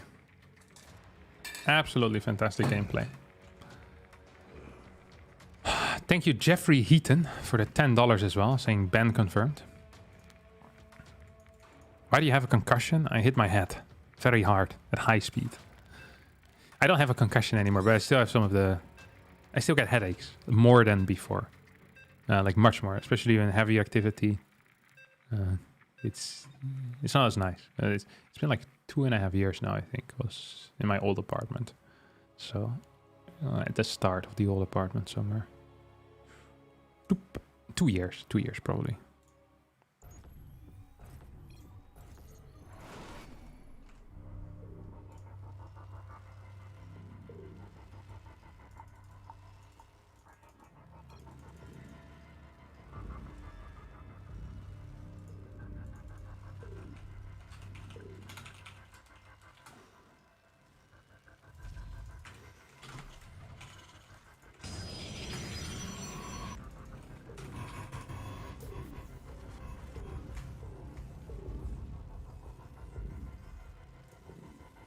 Harstem, if Terran gets something as cheap as the Raven to mess with the Colossus, is it even worth building?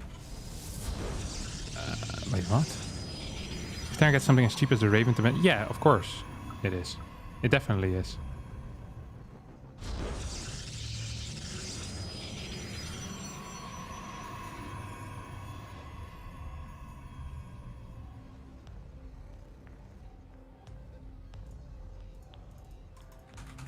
Alright, let's have a quick look at this game. 1 second.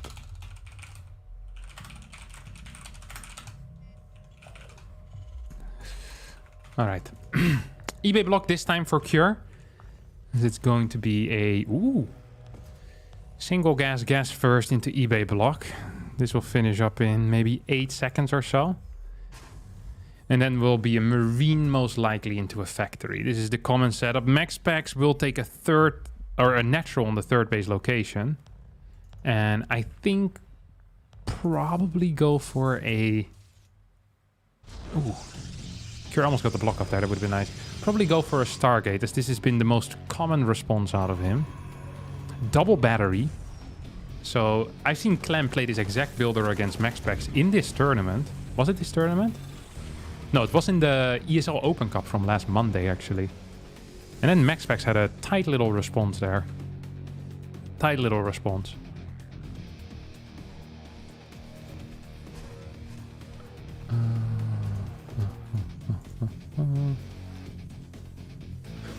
whenever I play against these builds personally, I always end up losing. But whenever I see MaxPax play against it, he ends up winning. So maybe it's a skill issue.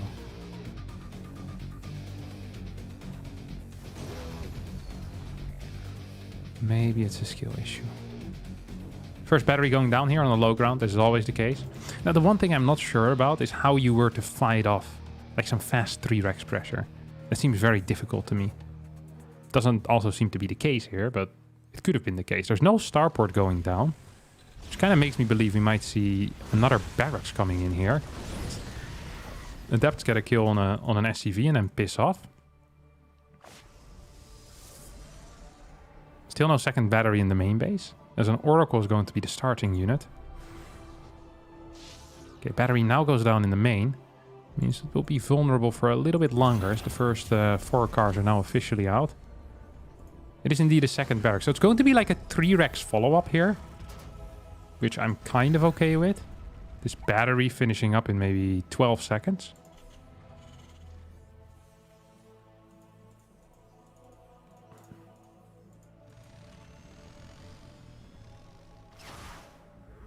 There's no units. Oh, the Oracle's here. Yeah, this is what always happens when I see MaxPax play against it. It's like it just doesn't do anything. And then this all gets pushed back. And then what really is your follow-up here as a Terran player? Also, what is really the follow-up here for MaxPax as a Protoss? Gonna get a robotics facility on the low ground. Going to Phoenix Colossus from here. We don't have a tech lab yet on this. Okay, now it starts. Kind of a deranged build order so far out of Cure. Gets a second tech lab. Feels a little early. Stim and Combat are not going to be matched up properly. I also wonder if this is just going to be like a 2-base all-in, basically. Like gets like a tank with this or something. It doesn't have the gas for that, so that's, I guess, theoretically impossible. So you definitely see the battery helping out quite a bit there. There's 2 Cyclones out. No start on Stim yet. Now it starts. I mean, this is just... It feels like he's improvising the build, no? Like... Look, he started combat, then cancels. His gases are way too late. He built a tech lab that he didn't need. I don't actually think he practiced this build. He has no clue what he's doing. Look at this. Why couldn't this barracks just move over to the tech lab? Why is his gas count so low? There's never going to be an eBay. +1 is going to be super late. It's just such a weird situation here in the early game.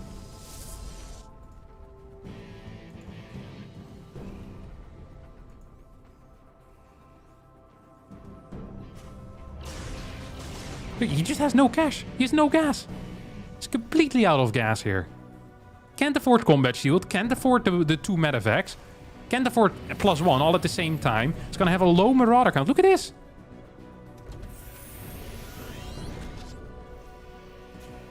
eBay finishes, but won't have cash. This is an inefficient build. I think the general concept wasn't bad here, but the execution has been piss poor. Very surprising. Cure is one of the players that when it comes to build orders usually has his stuff down, but here it was a mess. It absolutely was a mess. It just felt improvised, which... I mean... That seems... Maybe he just forgot his second gas. That's also a possibility. And then he had to take 3 gases at the same time, all at once. It just felt so weird here. It felt so weird. One Phoenix is barely gonna survive with 6 HP there. First Colossus is out. I mean, there's no siege units. We have 20 Marines. I think MaxPax is very far ahead at this moment. He's in a spot where if nothing bad happens to him in the next 45 seconds, he's going to be taking a major supply lead. Like a major supply lead. Because he's already teching. He has the 2 gateways. He's going to add more gateways now, yeah. This is actually an issue. So the way that Cure is going to play is add 2 more barracks, get +1, then a Ghost Academy, right? I think that MaxPax potentially is capable of hitting a timing pre-Ghost with Charge Lot Archon. which is one of the worst things that can happen for Terran. Right now, Cure probably should just be solely focusing on one thing and one thing only, and that's denying vision of the opponent. So clearing these pylons on the side, trying to set up a potential Doom drop, because that is how Cure can get back into this game. He has 117 supply, 7 minutes and 45 seconds in. Will clear this pylon. Good scan forward, so he knows that he's safe clearing that pylon. I'd love for a Cyclone to stay around here, because obviously pylons are going to be rebuilt. Oh, but MaxPax comes in with the clear first. Okay, I'm glad there's no Cyclone. Cure knows much better than I do, obviously. I was like, oh, if you leave a Cyclone here and a pylon gets rebuilt. But no, this is much smarter. It's going to send out a Marine instead. Check if it's being rebuilt. Very nice. It's much less of a liability. You know, if you lose a Marine to 4 Phoenixes, not the end of the world. Double stasis are being produced here, as these SCVs might get stuck. And I don't think this orbital or this command center can land. MaxPax now down in supply. That is standard when you're going for your massive gateway explosion. He's going up to 10 gateways, so he's definitely planning on going for some massive aggression. Ghost Academy is on the way. And the next 45 seconds are going to be very, very big. Basically, what MaxPax wants to do is get across the map. If at any point he gets across the map and forces a defensive fight out of Cure, Cure will lose the game. There's no doubt about this in my mind. So what Cure needs to do is have his army split up in 2 groups. Absolutely in 2 groups. And then, whenever his opponent moves out, go for a base trade. Because if he doesn't do that, and MaxPax gets to go across the map with these 4 Colossus and his massive Zealot army, with the 10-gate reinforcement, this is going to be great for Max. Here we go. Oracle's going to get shot at by that Widow Mine. This army could get pushed back. At the same time, we still have a defense here at home as well for MaxPax. MaxPax perhaps planning on moving out right now with this little force. Maybe wants to push towards the left side at the same time. For now, it's going to fly this through Watchtower Vision.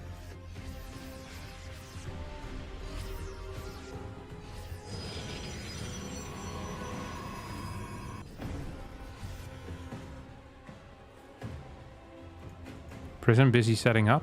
Counterattack could force Cure back as he's rallying everything across the map. I think the Ghost Count now has started to grow so much that it might be hard for MaxPax to straight up win a fight, but the Viking count is non-existent. This is too little Zealots, I'm afraid. It needed to be more the first time. You can't go in with just 2. It needs to be 5 instantly, or 7 or 8. Yeah, see how desperate MaxPax is to push out? He wants to get rid of those Archons in his composition before they completely become useless against the Ghost Count that reaches up to 6, 7 or 8. Big Zealot Warp in, that's huge. MaxPax once again planning on moving out. You see how he's pushing both sides back at the same time. This is exactly how you want to do it. Here comes a flank. No? Is it gonna be a flank? There's still Phoenixes here, so this is kind of scary. Cure now moving into this. MaxPax sees the scan, knows exactly what's going on. He's got to scout these medevacs. This is an opportunity, though, for Cure to deal some damage. And look at this movement. The left side army moves towards the right, as he knows there's going to be a recall and a major move back. Super Battery activated is going to help out so much. His Colossus are trying to run back. I'm not so sure why they're running away from the Super Battery they have, but that is what happened. Right side is going to stay alive, at least for now. There's not that many units, actually. This is going to get cleaned up eventually. MaxPax is having a tough time here. There's no mines, there's no bunker at this third base, and we haven't seen any Zealot run-bys there either. This finally will get cleaned up. 138 supply to 157. MaxPax struggling mightily, though, in this game. He tried so hard to get across the map that he forgot to do the rest of the things that he needs to. Is transitioning into more upgrades. He was so focused on going for a kill move that now that he didn't get the kill move, he might just be in a little bit of trouble. Prism here is going to get taken out as there's 2 Vikings in the air already. There's 4 Vikings total already. Actually will survive. No, but okay, it won't survive then. Look at this Archon count, up to 6, but the Ghost count is up to 7, and Ghost beat Archons fairly easily. Oh, this is some big swipers. Very big swipers.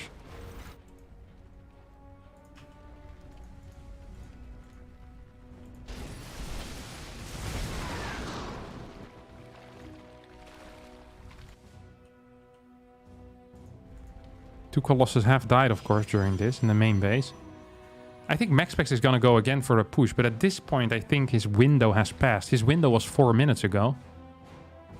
And 4 minutes ago ain't now. It's the past. It's all in the past, my friend. It's going to be down 2 upgrades. This mine is going to hit something big. Splitting off Archons. Look how many Archons he has in his army. And all of these are going to be useless once EMP hits. That's an issue. That actually is an issue.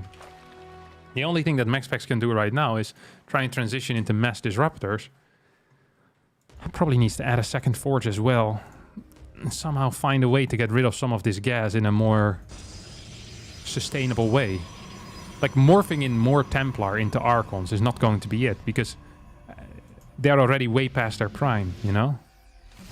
Way past their prime. Here come the EMPs. Like, this army is just gonna absolutely wreck this. Look at that. EMP galore over here. These Archons are just gonna get one-tapped here by Marines, and that should be about it for that army. This army is exactly the same. Look how many ghosts there are. This is a serious problem. 2-2 upgrades against +1 as well. 5th base gonna get cancelled. MaxPax with a pre-split. Trying to make something happen, but so far isn't. Cure absolutely destroying his opponent. Altitude. A difficult map to play often. Cure shows why it's so difficult for a lot of Protoss players.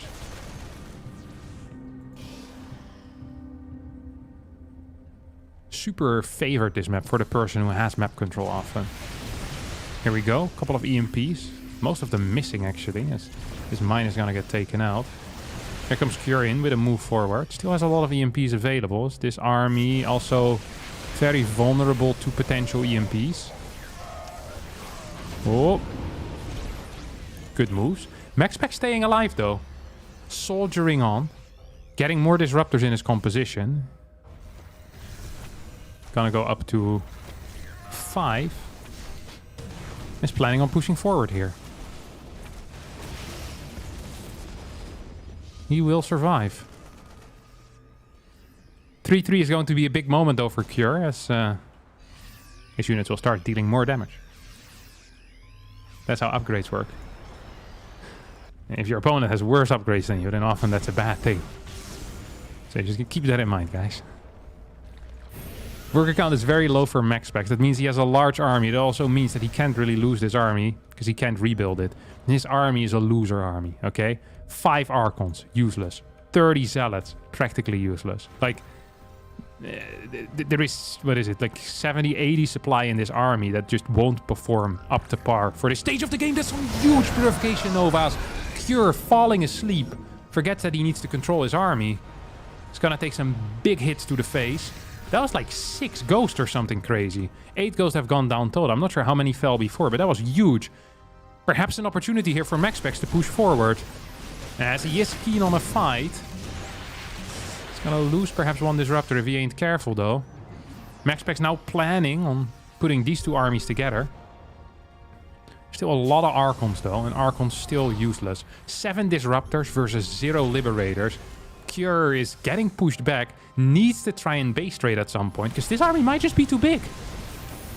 We'll see about that though. EMPs raining down on the Protoss force. Here comes a flank, here comes a Purification Nova. 12 workers going down, more Purification Novas. Cure forgets the micro, but with the upgrade advantage, and with just this massive ghost army, it might be enough.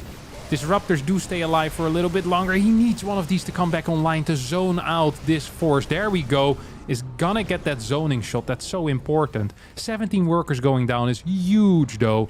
Putting MaxPax in a viable economical position again. Fighting into his opponent here, not quite as viable. Medevac count is at 11.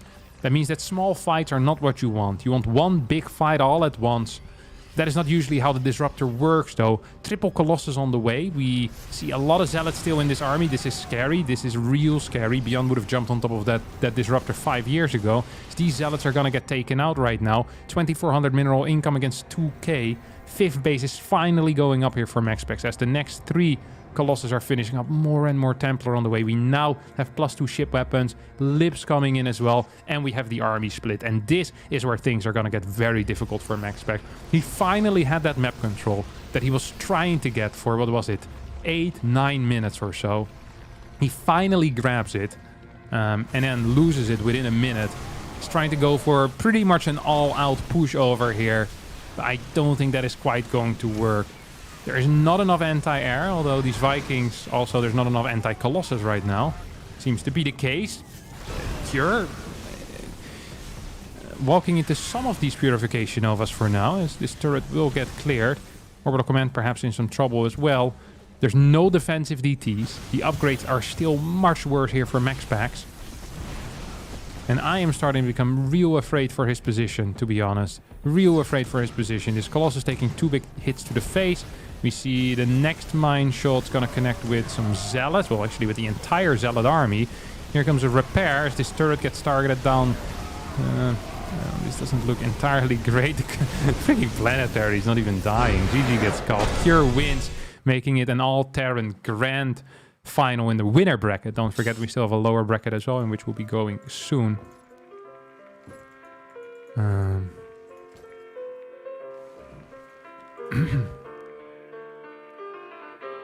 Holy crap.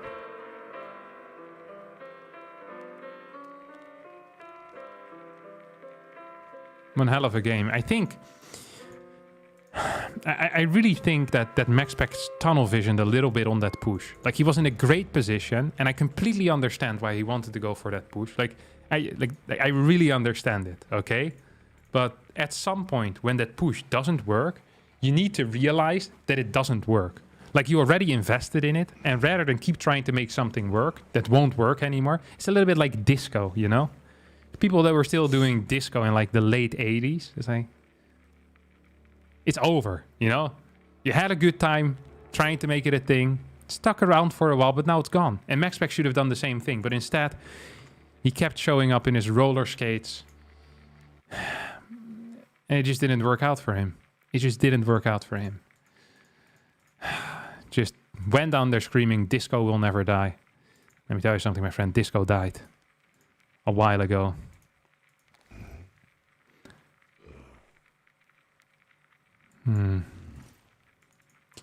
Yeah, very frustrating. Yeah, sucky position. I think I was too slow with the follow-up upgrade. It's so hard on altitude, though. When there's Ghost out and you have like 6 Archons, like, you want to get rid of these Archons. Like, you really want to get rid of these Archons, but you can't because there's no way for you to fight. So you just see like 900 or 1200 gas that you've invested just go up in smoke just like that. And it feels freaking awful. Like, it feels awful, but you need to accept it. And at that point, I think it's too late for MaxPax to really properly fight for map control with run-bys. The Prism, I think, was on the wrong side. I much rather would have had it on the left side, so it could also attack the third base. Now it only could really go in towards the natural, and the natural had a lot of the reinforcements. So, yeah, it's an unfortunate situation all around.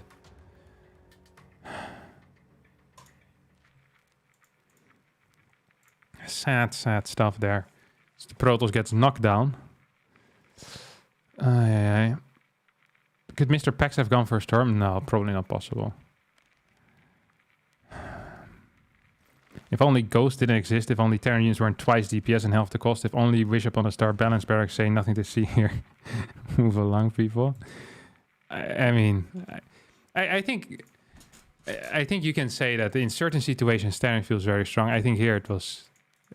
Like, the Ghost is probably too strong. I'll agree on that, but this is not a game where you can really balance. And I think MaxPax just caught up too much in his position. Like MaxPax has won situations like this many times in the past. Like, Cure is a different level for sure, but I think, yeah, the focus was just a little bit too much on an Archon push. And if that doesn't materialize, like, you're putting a lot of eggs in one basket.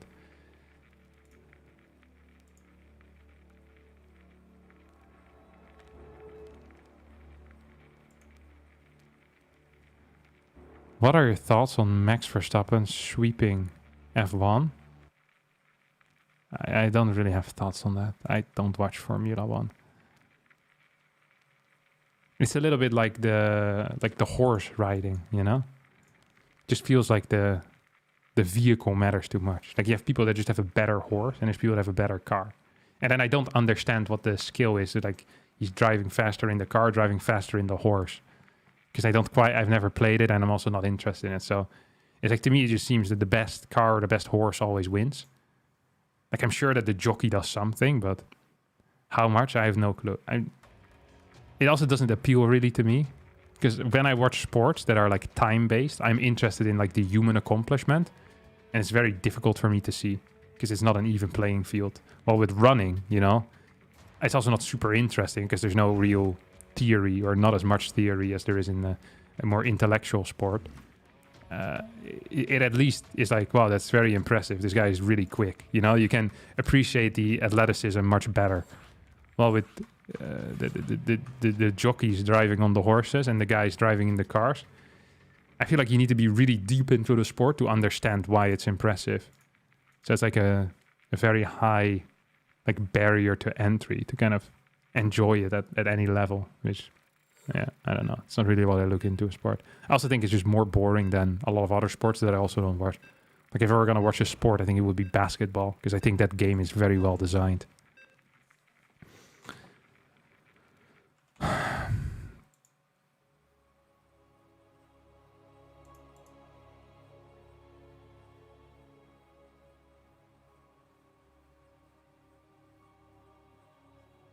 Basketball is horrendously designed.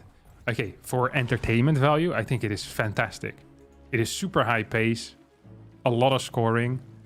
You can see how difficult it is. Everyone knows how difficult it is. Like, it's a sick game. Like, basketball legit is one of the best games to watch, in my opinion. And I don't even watch it. But it's fun to play as well for almost everyone. I freaking love it.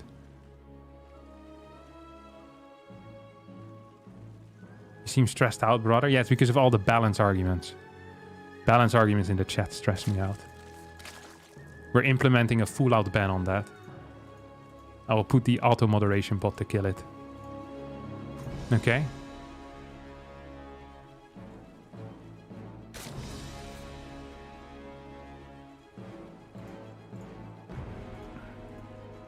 The basketball item is one of the top 10 human inventions. Facts. Why there is no toss winning high tournament recently? What game is in the background?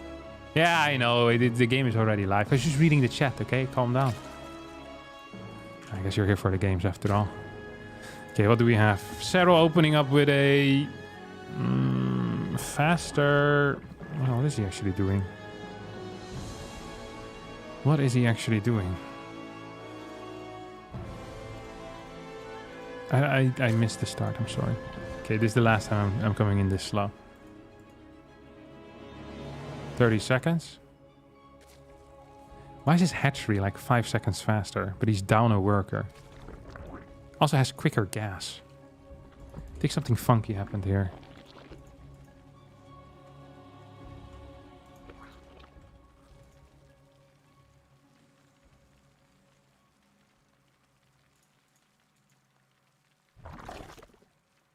I wanna see a rainbow high in the sky. I wanna see you and me. Na, na, na, na, na, na.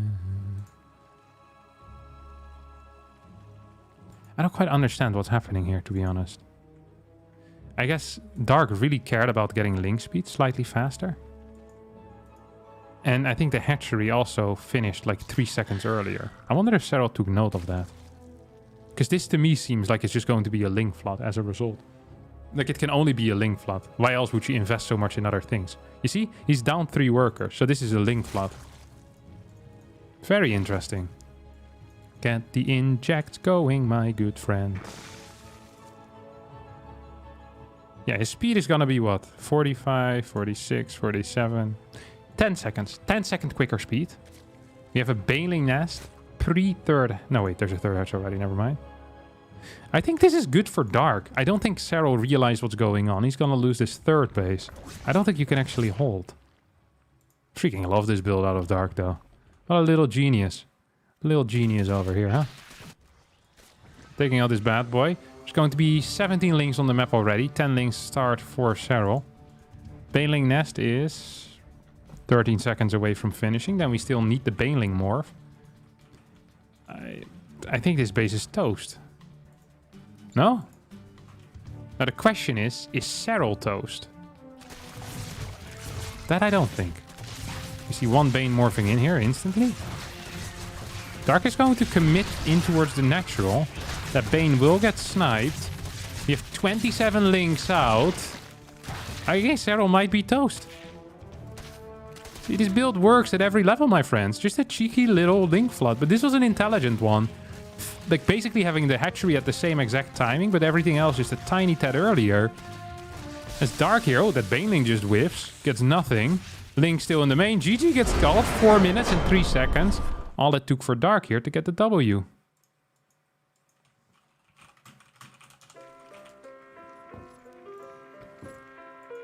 Whew. I'd love to see it. Love to see it.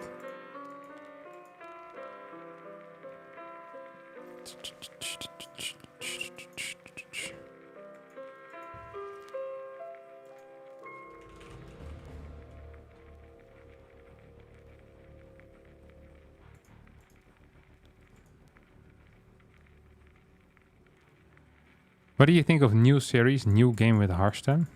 What do you mean? Where I just play games that aren't StarCraft? That sounds extremely boring.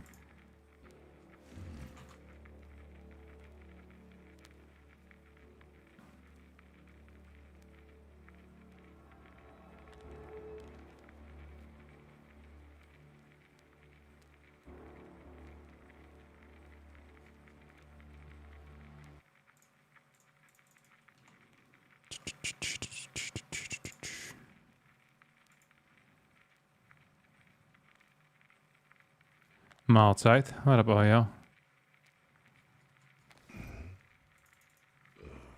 Who's better opponent for MaxPax to max win, Dark or Serral? I think MaxPax has a better chance against Dark than against Serral. I'm not sure what the history is between the two, but to me that makes more sense. I think Serral doesn't really lose to Protoss players majority of the time.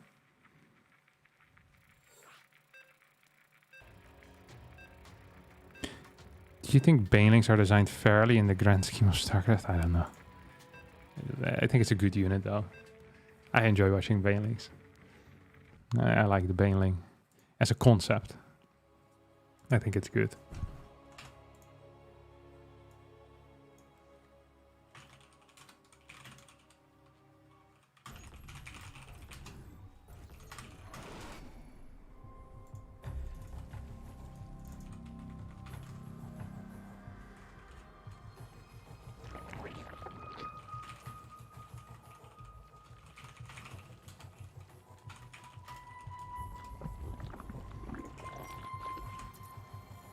Okay, wait, I'll get my phone real fast so I can read the chat while I'm in game as well. That surely is going to improve everyone's experience.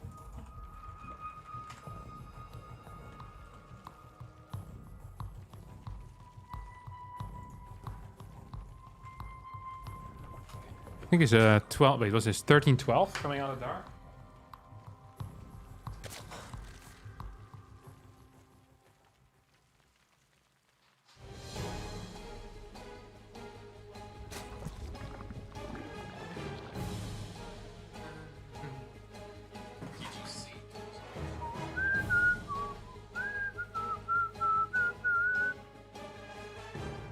He's gonna be building a couple of links here.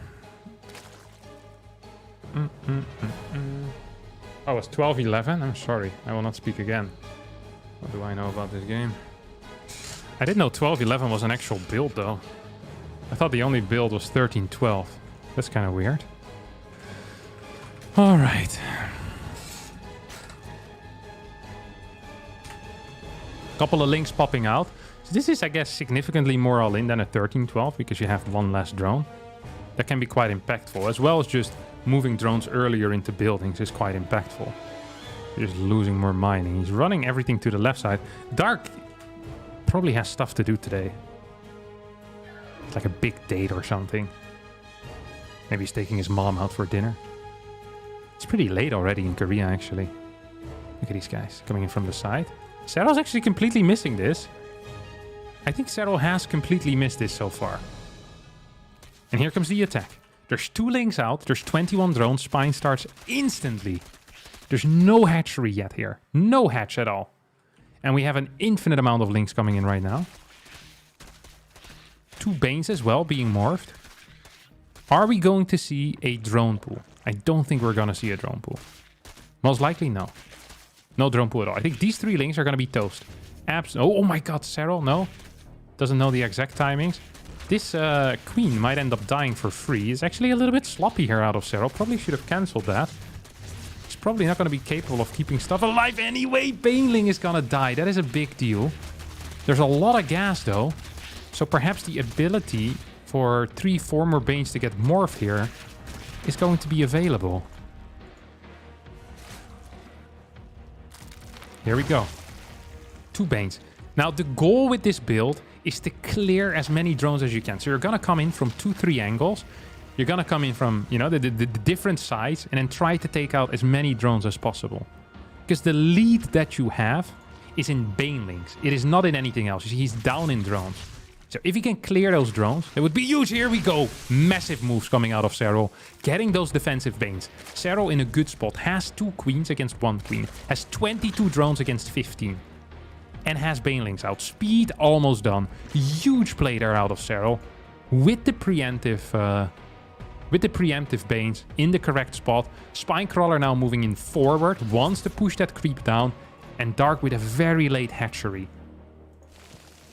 Serral in a much, much better position here. Much, much better. Oi, oi, oi, oi, oi. Dark is going to try again, though. I don't think that is entirely going to work out.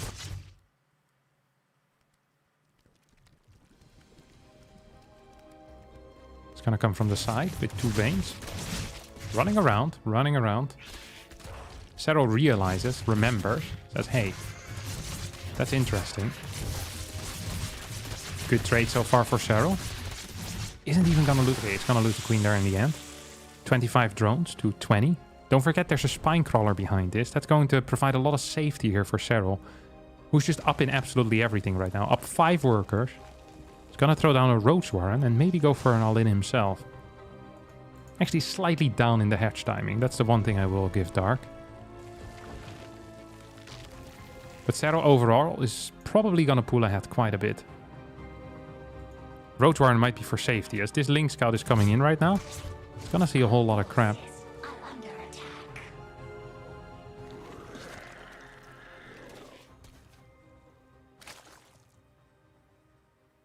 Still running around.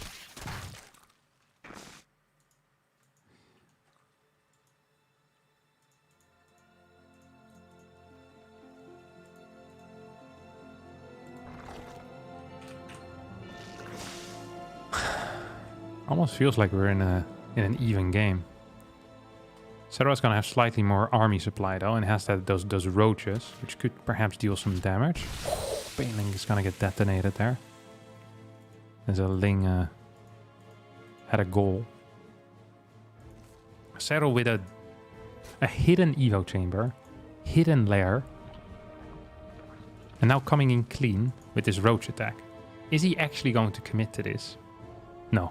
We see drones behind this. This is meant as a third killer, I think. Serral is saying, hey, if you don't have roaches out yourself, your Lings can't fight me. It is not going to be possible to defend this with pure Ling Bane. And it's probably true. So this third base is going to be a cancel, and then we'll see the advantages that Serral is setting up for himself. Faster lair, faster +1. That's big. Serral's going to force out a lot of Banelings. Probably wants one of these spines to finish as well. Dark now probably should be cancelling those spines. Although Dark might not be aware of that. It's gonna finish one. As he takes 2 more gases. Really should cancel this Spinecrawler. Very important here for the extra cash. It's gonna lose that money as well. Okay. Overseer, done for Serral. Serral's gonna have full information. I think Dark is wanting to actually try to play Spire here, but it's way too late for that. That project has you know, the potential for that project has ended a while ago. Serral's going to be hitting a +1 roach speed timing. And I don't really see a viable solution here out of Dark's side. Like, how is he going to you know, fight this. He's now getting this Evo chamber. Does have a Roach Warren, of course. Just going to be down in upgrades. Can't play Roach, can't play Mura. So what can he play? Not a whole lot. We have these Spines moving forward, trying to keep this base alive. There's so many Banes here. So the Roaches once again are going to show up and say hello. Going to sneeze in the direction of this hatchery. Try to take it out.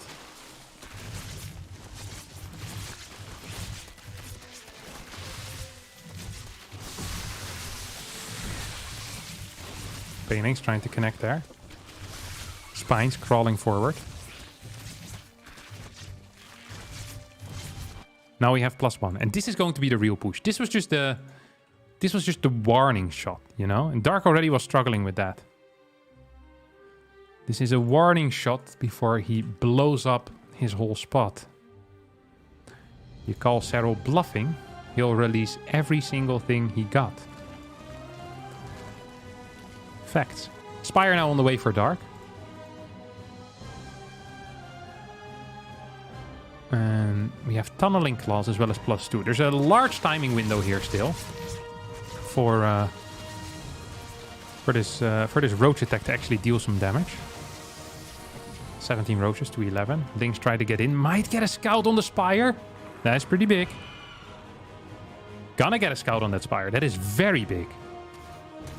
This is going to give Serral a lot of information here as to what timing he needs to hit.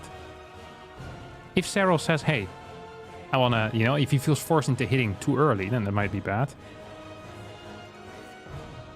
Now adding a Hydra then behind this is still up 11 workers as well. So even if he doesn't straight up kill, I think his position is going to be absolutely fine. Tunneling Claw still going to be big. Fort base will finish much earlier. Eco is much, much better. And ooh. Dark doesn't have an Overseer. Is going to be losing a lot of workers here. Let's face it. This is going to be minus 10, 15 workers. And he only has 53. So yeah, this is going to be painful. This is going to be real painful. Queen's gonna get taken out. These roaches continue fighting, still with +1 versus +0, by the way. W gets called. And that means that Serral is going to take game number 2. Took him a little bit longer than it took Dark to take game number 1, but a W is a W after all. Looked very good for Dark for a little bit, but after that beautiful Baneling defensive detonation out of Serral, life was pretty much okay.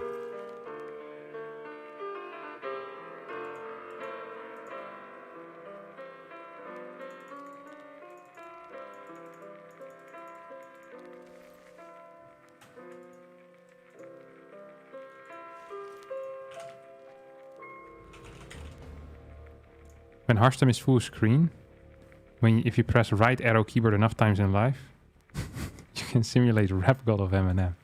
Very nice. Is the single W BM in Korea? No. The single W, so where the W is located on the Korean keyboard, or so the spot of the W in Korean, if you type it, makes the G sound. So if they type GG in Korean, it is, so in Hangul, it would be WW.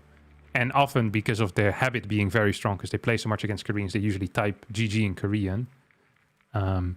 They often send a W if they have to, because in the lobby when you're typing, and at the start you type good luck, have fun. So they probably switch the keyboard language back to US English, or just to our alphabet. So it's different, and then you forget and you type the W or WW. So that's why you see that quite often out of Koreans. That's not bad mannered, it's just, you know, because they have to switch languages in order to speak with different people. So yeah, just keep that in mind when you see WW. It's a fun little fact. He missed one W. It happens. Like, no one cares. Like, literally no one cares. Dark is also not bad mannered. Like, Dark is fairly nice usually. Very confident, but also quite nice. Which mirror matchup do you find most interesting? I like PvP the most, obviously. It's the best matchup. Yeah. Have you ever played on a Korean keyboard? Like, there's no such thing as like, would you like a keyboard manufactured in Korea, or a keyboard with the Korean letters on it, or like me changing the language in Windows. You need to define what that is. It's like the keyboard, like my main keyboard that right now is currently broken because of the USB-C port. It has, I think, Korean letters on it as well, but I could be wrong.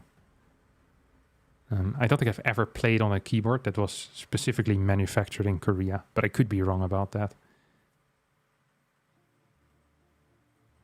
Thoughts on having another TVT in the upper bracket finals? This is creating work for yourself on your own, you know that. You're balance baiting in the chat right now. And sadly, we'll have to take these poor balance whiners out as well. This is how we do it. This is a way to weed out the idiots. You know, you put out a controversial statement like this, they come out of the woodwork and smash him. It's like whack-a-mole with the balance whiners.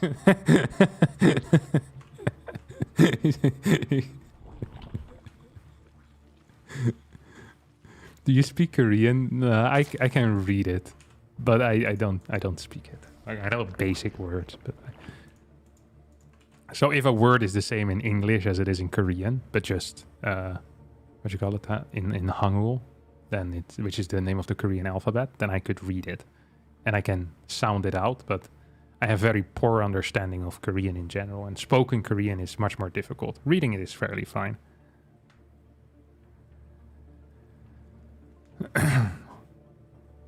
Toss a grenade in the foxhole. Yeah, kind of like that.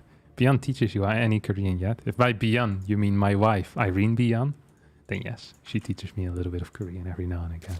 But I never sat down with Terran player Bian and asked him, hey, can you teach me some Korean right now? So he probably has better things to do in his life than teaching a Dutch guy Korean. So I'll let him be. Harstem, I see you also too did watch that 10-minute video on how to read Korean. No, I spent some time on, what's it called? Duolingo. Learning Korean. I didn't watch the 10-minute video on how to learn it. I also have a couple of books that I have here. One day I'm gonna learn it properly, but today's not that day.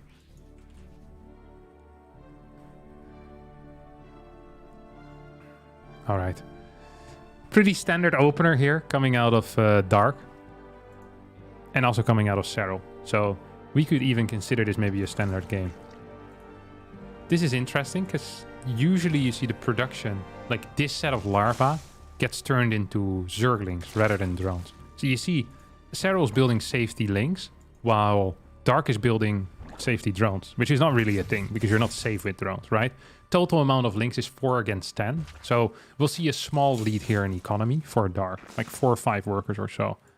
And Serral needs to realize this and try and do something, or he's not going to be capable of making up this disadvantage. We now see the 6 links, and the worker count is going to be the same, but there will be a small eco advantage for Dark, just purely based on the fact that he had those drones a bit quicker. So if you get drones quicker, they're mining for a bit longer, and you get an advantage, and that's exactly what happened here.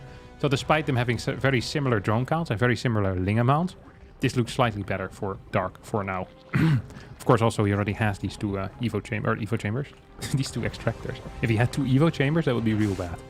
It's usually not considered a very good move. Serral now actually committing to an attack here. Believes he can perhaps break his opponent. I'm not sure if that is entirely true, though. You have 4 more Banes in production for Dark. There's 1 Bane still alive. It's going to detonate right now. Serral smelled weakness. And as a result, Serral attacks. There's no Banes remaining right now. Serral putting on the heat. Oi, oi, oi, oi, oi. This is still a hold, though, out of Dark, who's now producing roaches. Might end up losing some drones here. Could perhaps use a Baneling to clear some of these drones. But yeah, Serral 45 workers to 37. As Dark is building roaches.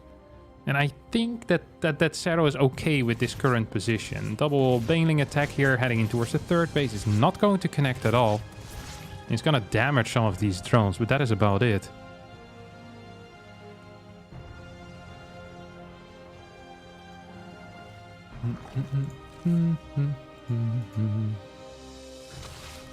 Poof. Shoot it. Okay, look at that. He scouted for the drone count here on the 3rd base. wanting to know what his position actually is like.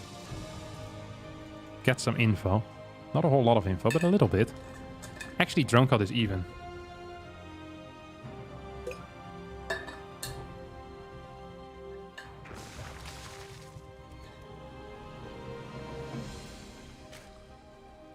Harstem, how is it whenever you return to the Netherlands after being abroad and being the tallest person by far?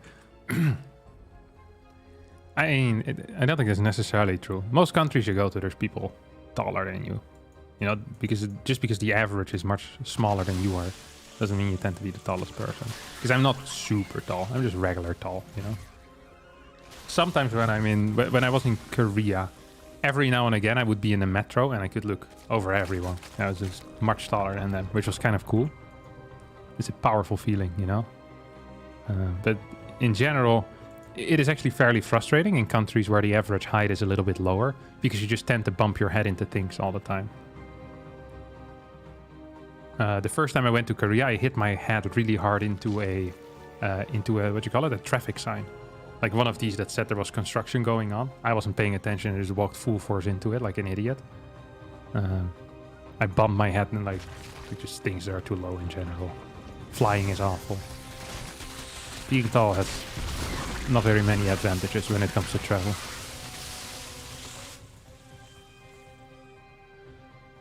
Upgrades a bit faster here for Dark, as we have the Glio Reconstitution now coming out. Eco seems fairly close, as we have some... Okay, we're gonna get some drops. I wonder if there's going to be Baneling drops. You have 2 drops being sent out, or just Roach drops. This is typical Serral. Once Serral is a little bit afraid in a game, he just starts dropping or starts doing Roach run-bys with tunneling claws, and usually life becomes kind of okay for him.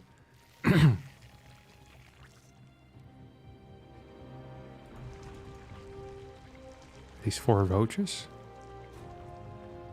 per overlord. I thought there was a second overlord, but maybe I just made that up mentally. Look at this. If you draw one more line here, this is the sign of the Illuminati. Put an eye in the middle, just like that. If the Overseer flies through, we know for sure that Serral is a part of the Illuminati and he's trying to send us a sign. Because there's many eyes here. Da-na. Da-na. Da-na-na-na-na-na. Here comes the Overseer. He's gonna barely survive. Where's his Roach drop, by the way? He's heading in towards the main base. You see Dark moving in position. 74 workers to 74. And this game has been very exciting in the past 4 minutes. I don't think anything has happened after that initial Ling Bane pressure. Minimap is chaos as well, with Overlords just patrolling. You have a triple Baneling drop now coming out. Gonna take a look at the first person here out of Serral, who is setting up to go into a perhaps a slightly later game. He's up in army supply though. Is he seeing that Baneling drop? I don't think he is.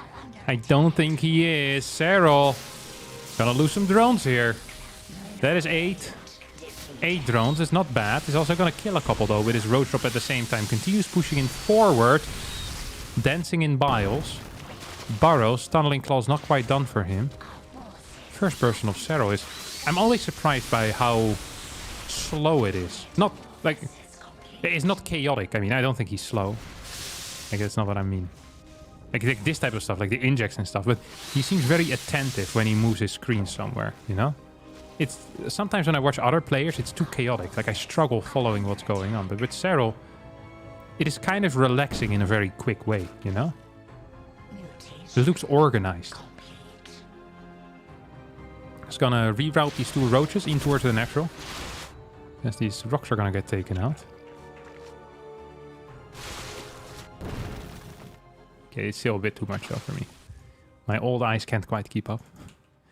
It's too much stimulation at the same time. It's bad for the head.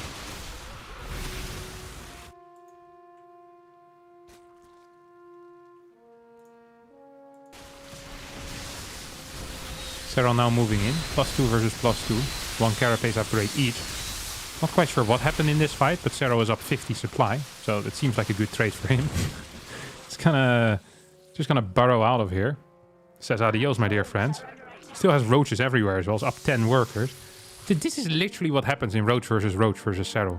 He just starts outplaying you and he never stops. Like, it's just a constant pressure. Right now, Dark has one option remaining. And this is what is commonly known as the Tefel move or the TLO move, as both players were very fond of it. It is when you're losing all of your workers and rather than reproducing drones, you max out with a larger army, you try to move across the map and insta-win the game. That is most likely going to be the plan here for Dark. No, it's not. He's rebuilding drones and he's getting a hive. He's perhaps misunderstanding his position. He's about to lose his fort base as well as these Ravagers get caught in an awkward spot. They should end up dying. No, Serral doesn't want to commit to that. Roach count is fairly even. Ravagers do end up falling. 14 drones going down once again. And attack here on this top side as well at the same time.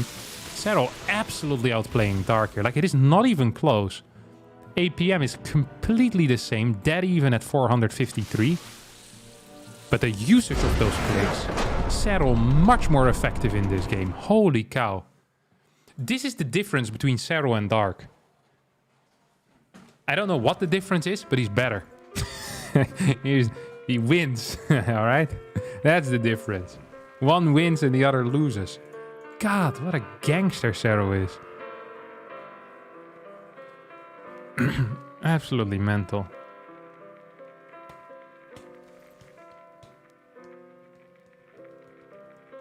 It is also a lot easier to harass than it is to defend. Yeah, but it's not like Serral had any major advantage.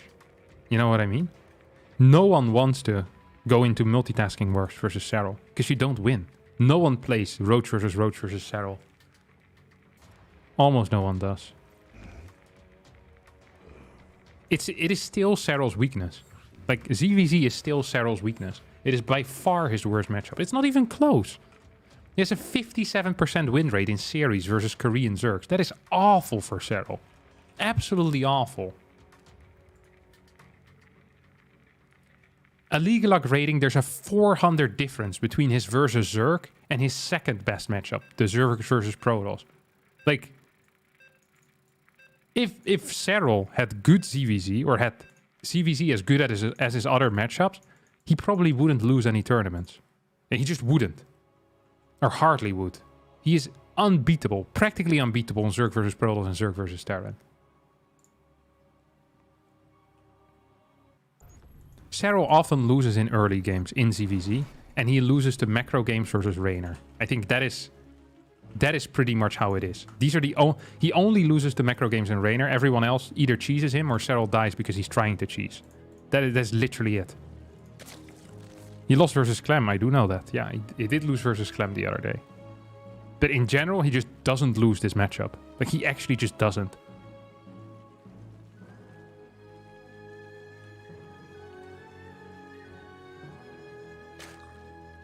Why didn't Dark defeat Serral's army? With the harassed roaches away, killing drones, Dark should have had the bigger army. So, the reason why it's so difficult is because Zerg versus Zerg is very focused on it. Like, positioning of your army matters very much. So imagine you're attacking with 8 roaches, you're harassing with 8 roaches, and both of you have 50 roaches total. That means that the other fight is going to be 42 roaches to 50.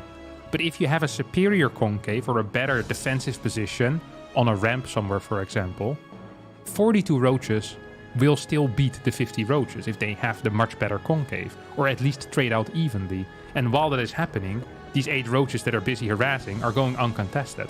On top of that, if Serral is being aggressive with his main army, and also being aggressive with his harassment army, if Dark just tries to chase the main army, he's not gonna kill anything, because roaches have the same speed as each other, and thus a chase is kind of useless. You're just gonna be running away until Serral comes back home. There he has A, defender's advantage, and B, there's often good concaves you can take defensively. So this is why the guy with more roaches doesn't just always win automatically. Like, there's more factors that come into play in these roach versus roach fights, and that's how Serral can be so consistent in them as well over time.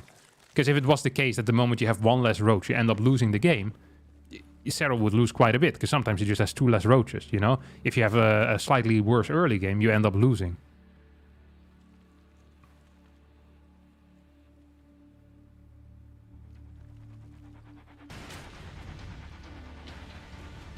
I don't enjoy watching Serral too much, which is weird, because he is really good. I mean, that's allowed. There's loads of people I don't enjoy watching because I find their styles boring. Sometimes in particular matchups, sometimes just all together. Like there have been long periods in time in which Maru was world's most boring player in literally every single matchup. He would just camp again and again and again. I freaking hated watching Maru. He's just a super boring player to me at that point because he was just sitting back with Ghost and Tank.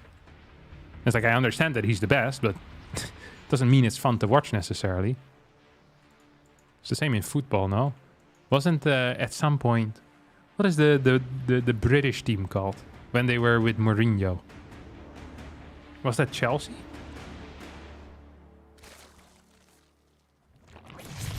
And they were just playing some, or was it Inter with Mourinho? I can't remember. They just played some, or maybe every team that ever played with Mourinho. It's like some fairly defensive football that, you know, wasn't as open. Was it 0-4? Okay, I was very young back then, so I can't actually recall watching many of the games. I just remember people being very upset with was it Chelsea? It was Chelsea. Gotcha. Chelsea, Mourinho, Park de Bos. Yeah, I must have been, yeah. If it was 04-05, I was 10. So it's not like I had very good understanding of the football metagame at the time. I just remember, I think probably my dad complaining. Or like the football commentators about how boring they were.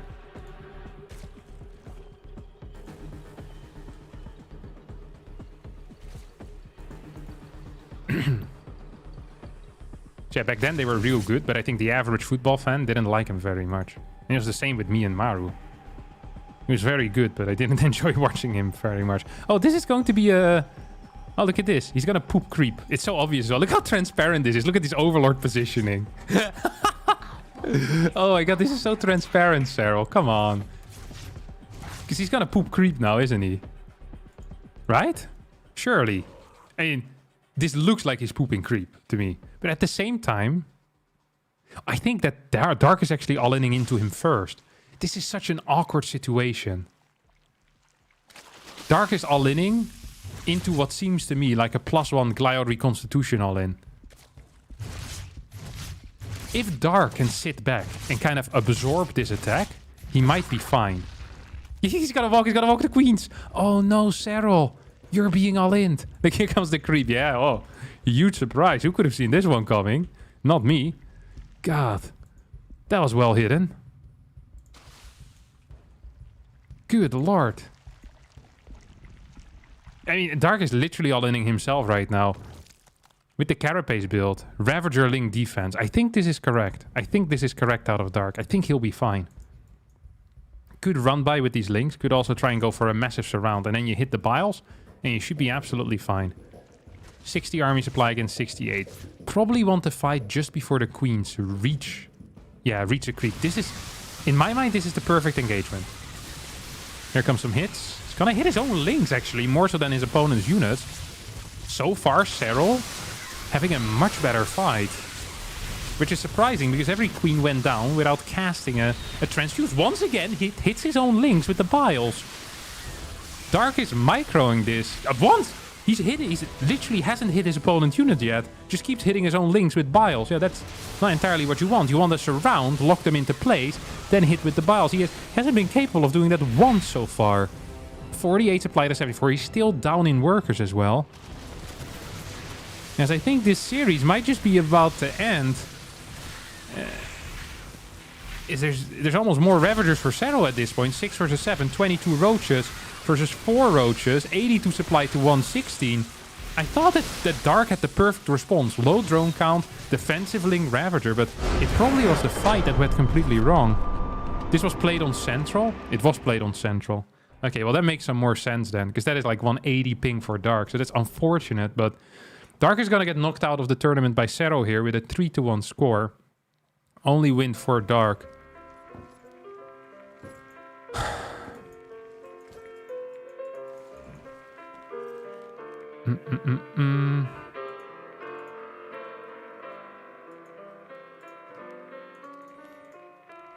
Very sad. Yeah, it's always West, Central, West, Central. West. West, Central, West, Central, West. Yeah, in these tournaments. Correct. Okay, wait, I need to check. Final match, Hero Maru. This is going to be played on Asian server, surely. That's a nice little ping. So the West on West? No, this was the fourth game. So West, Central, West, Central. Fourth game on Central. I can't count. You can't count. Fourth game is the middle game. Well, it's not a middle game, but it's not the middle. Okay, I can't count. Never mind. I'll be quiet. Both of us can't count.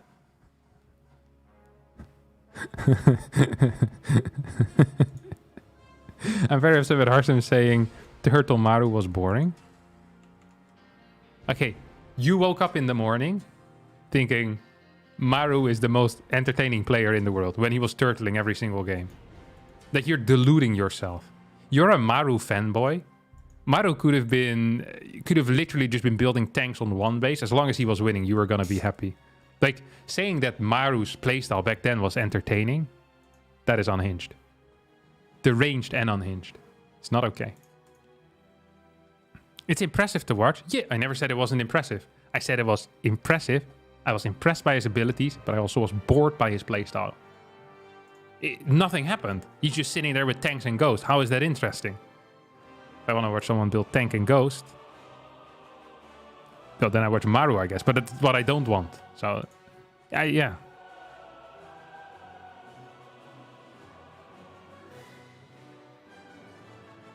I think you're exaggerating. He turtled against the top Zergs, but not every game. No, he turtled in every matchup. Okay, Maru had... No. You're gaslighting me. That's a crime. In my stream. I'll take you out, my friend. No gaslighting of Harstem. The second rule in my chat. Okay, so this is actual gaslighting. No, I don't hate Maru. Stop saying. Me and Maru, we're tight actually. We're good friends. Maru and me, we've been through a lot together. Now, I was gonna tell you why you're wrong. I think Serral was boring 2018 too before he started to cheese. Yeah, that's a fair take. I don't care about that. But also, it is not on the Zerg to turtle very often. Zerg often can't decide to turtle. At least not in ZVT, really. Or ZVP. ZVZ, also hard. It's like, Zerg is more reaction-based in a way. So, anyway, let me tell you. So what Maru would do is if he was ahead, he would kill his opponent. If he was even or behind, he would just build tanks and do nothing. He did this in TVP, he did this in TVT every single time, and he did this in TVZ. Every single time. Every matchup, every game where he was slightly behind, perceived to be behind, or just kind of even and not feeling like he could kill without any risk, he would sit back and do nothing. Absolutely fine as a competitive player. There's nothing wrong with that. Look, if I had the ability to win every game building Void Rays on 2 bases and 25 cannons, that would be my playstyle. I'm here to win, not to give you a good time. But he was legitimately very boring to watch in that period. Like, what, 2 years ago or so it was? 1.5 years ago? It was one of the most boring periods of Maru in his entire career. And I understand that because it had the highest win rate. But don't tell me that he only turtled against some of the top seeds. Well, he killed the other Zergs because he beat them with the first drop. It's like, yeah, if a Zerg is going to lose 15 drones to the first Reaper and 2 Hellions, yeah, he wins the game. Tell us that you love Maru. Wait, they started without me? Oh, no, they didn't. Okay, that scared the crap out of me. I was ready to flame some people. Nice.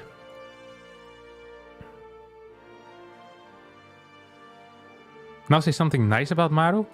I think Maru is one of the greatest players that has ever played this game. His late game control is brilliant. His game knowledge is great. His ability to listen to other people who might know more about certain situations is sick as well. He's like a sponge.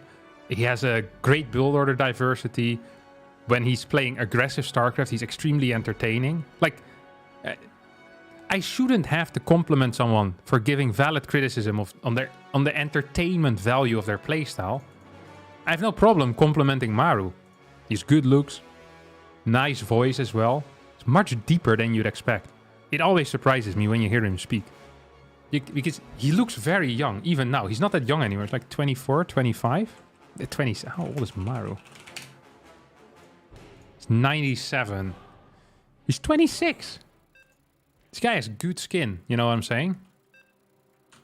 I like his hair. He's a good-looking guy altogether, you know? Am I jealous of his looks? Maybe. Would I kill to have a skin as smooth as his? Yes. But his playstyle was legitimately very boring. Like, he's born in 97. God, you guys are so obtuse sometimes. It's insane. You can't just say his playstyle isn't something you prefer. That's what I just said. I just said I personally did. My entire argument was that I personally didn't like watching Maru back then. That was my entire comment. And then people started fighting with me over that. That was it. This is actual gaslighting. I didn't lose the argument. I won it. This was a W for me.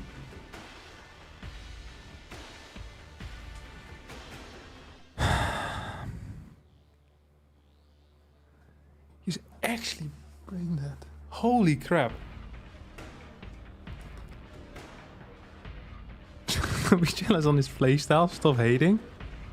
More like an L. Shadow ban them. Okay, this is another thing. You can't say you're trolling if you're just being an idiot and you get called out for it. Epic trolls, got him again, guys.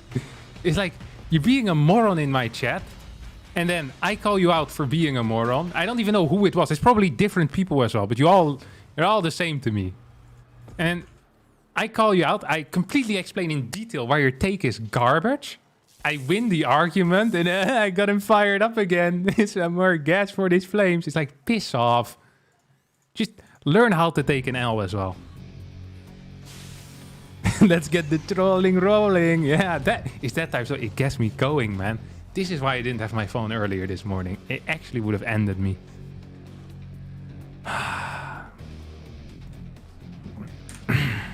No molding, though. Yeah, no molding. No molding. No molding. All right. Hero here with a quick zealot. As we have a bunker. This is fake. This bunker's fake. It's not going to do 9. Not going to do 9.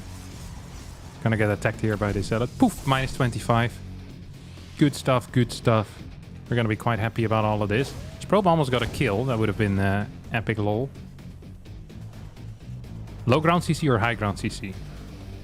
This feels like a high ground CC situation, doesn't it? Reactor? What's this? Oh? He also isn't quite sure what this is. Ah, it's a high ground CC.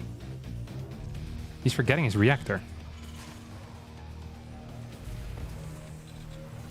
I think Maru got supply blocked here for like 7 seconds.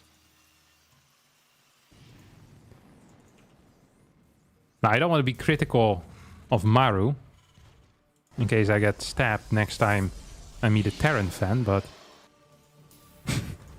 forgetting your second depot, your reactor, and having your command center 70 minerals late, it's not a great look if you're a pro gamer. Okay? Not looking too sharp right now. Not looking too sharp at all. Hero following this up with a Twilight Council. This build does carry significant risk. But there's 4 units out at the same time.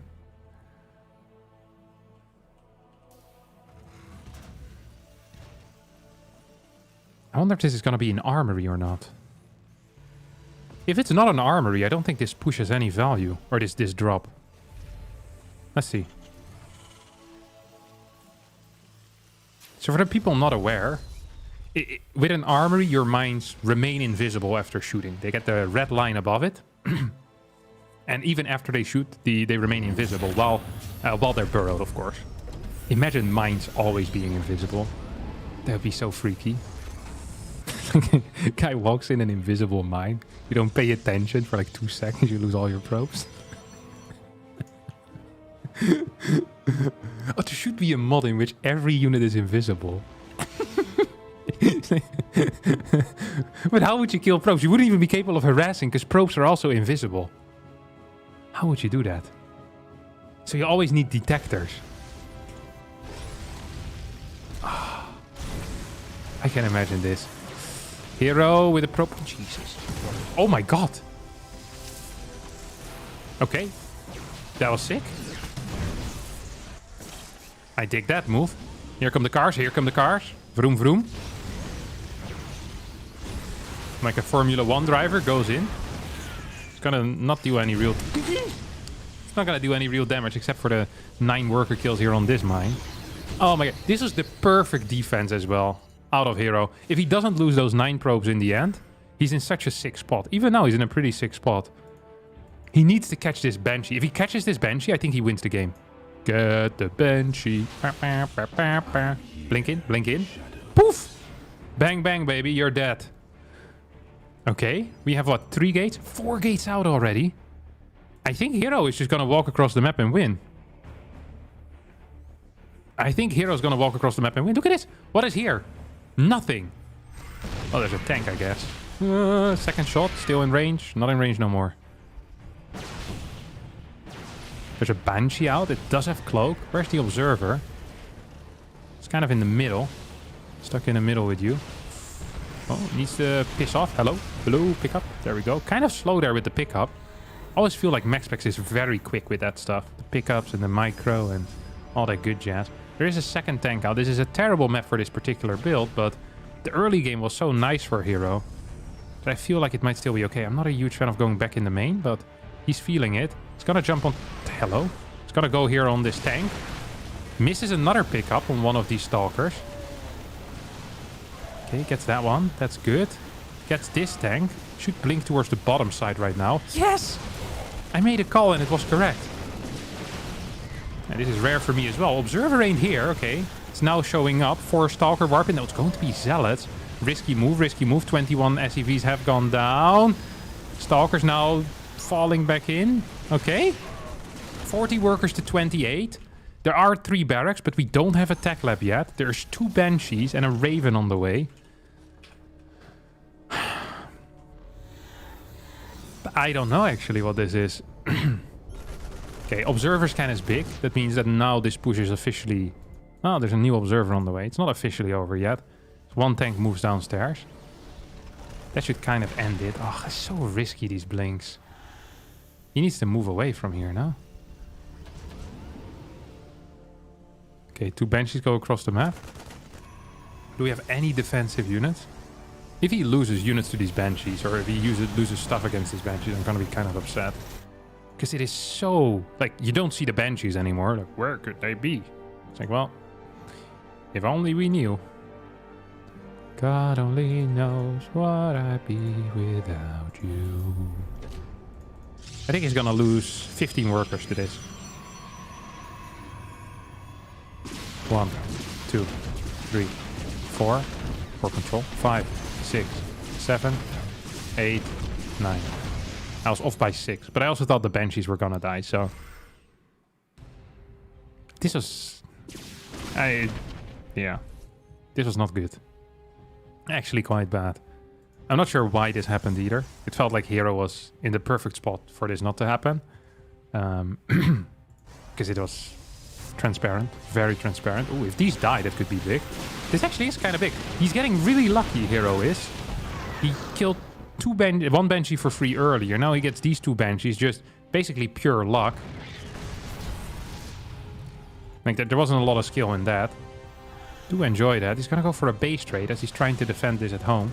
There's no stim, there's no combat. So this push looks scary, and it is, but at the same time, it's going to be difficult to move forward. Should really try and pick off some of these reinforcements. This Stalker blinks out. That's nice. Should piss off. Really needs to clear these reinforcements. Real important to clear these reinforcements.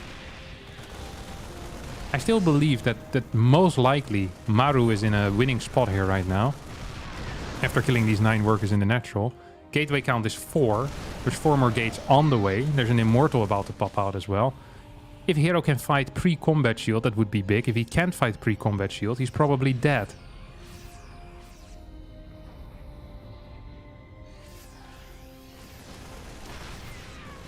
This looks bad. Storm has finished, right? No, it hasn't. It's been cancelled. Okay, here we go. Immortal drops on top of this. It's kind of a wild move. Wonder if that's going to be good enough. Takes out 1 tank. It's going to go for a second tank, but I have a feeling that Maru is just going to walk in there and get the W. Kind of a weird game, no? Kind of funky. Kind of funky indeed. Hero is still trying to stay in, but going to lose. Maru is now knocking out the opponent. Dish.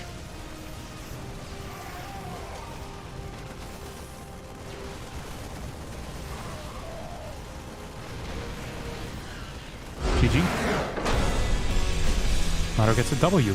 1-0 in favor of Maru versus Hero.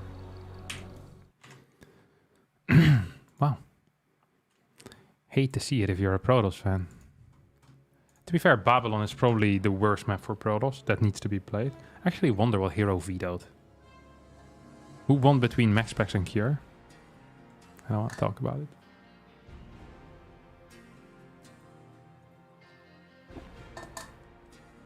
How did Maru win that? With the Banshees. The Banshees won him the game, or at least put him in a significantly better position than he should have been.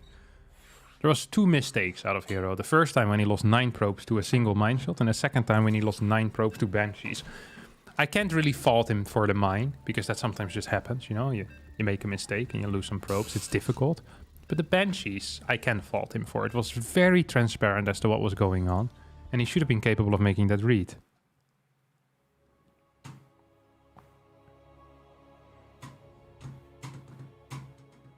I don't think Banshees did anything. They killed... Okay. Banshees killed 9 workers. And on top of that, they also forced the Stalkers back home. And because of that, Maru could move across the map, despite not having stim or combat. So, Banshees did quite a lot in that game, actually. And you're objectively wrong, if you disagree with that. Now, if you want to look a fool in my YouTube chat, that's completely okay. Yeah, feel free. But the Banshees definitely did quite a bit.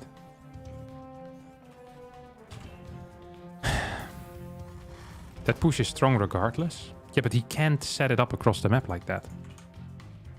Because he doesn't have stim or combat. So if there's 7-8 Stalkers outside... Like, I didn't say that the push wasn't strong. I said that the Banshees were a very large contributing factor to that win. And you said the Banshees did nothing. But they killed 9 workers. And they forced Stalkers back. Which one of the most difficult things with tanks is moving out across the map. So I definitely do believe that was important. Hero has a 3-0 lead. I'm sorry. These hotkeys are difficult for me. Fixed it. Yeah.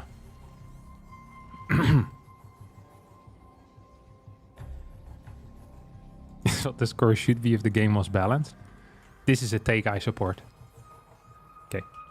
Once again, a fake proxy Rex out of Maru.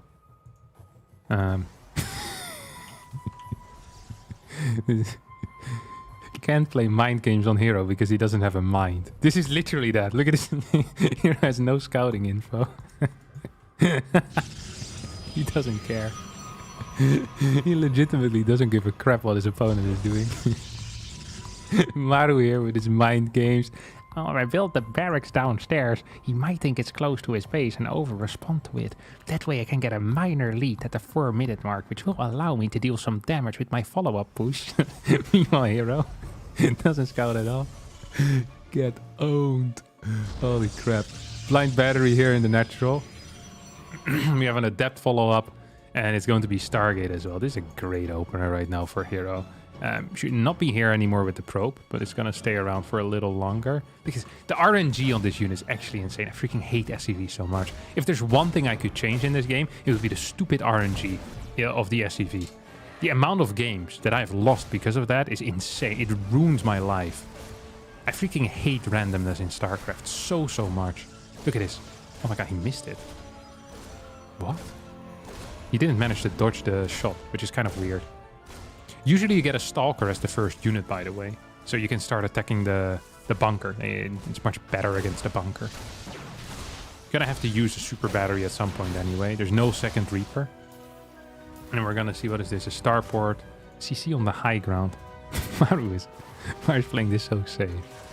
It's actually getting destroyed. He also has the... wait. Is this gonna be... It's another reactor mine drop. So if I was Maru, which I'm not,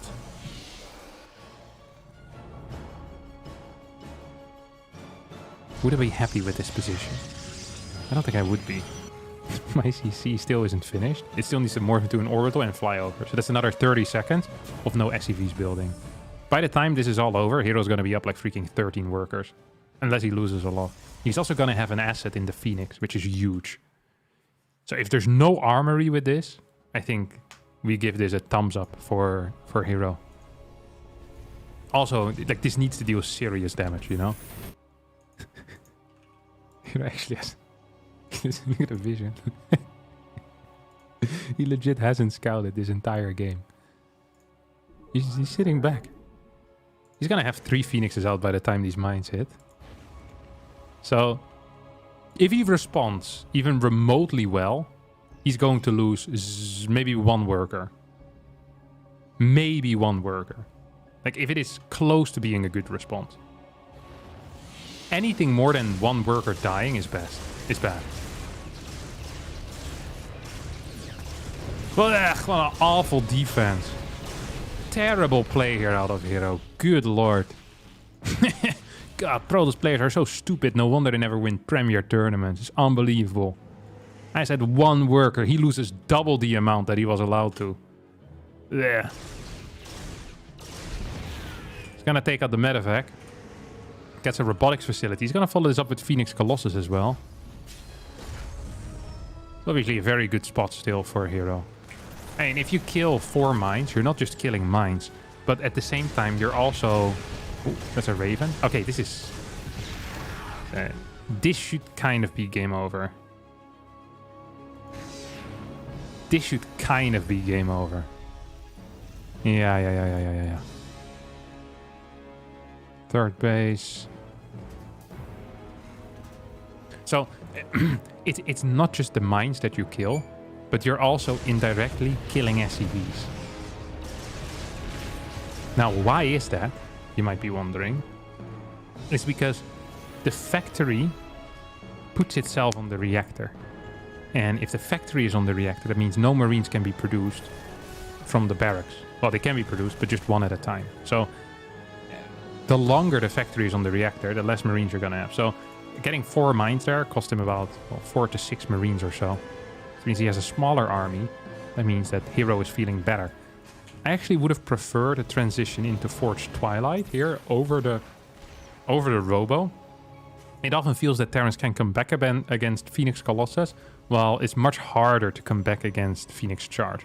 Because with Phoenix Colossus, you never have map control, while with Phoenix Charge, you always have map control if you hold the first push. So, oh my god.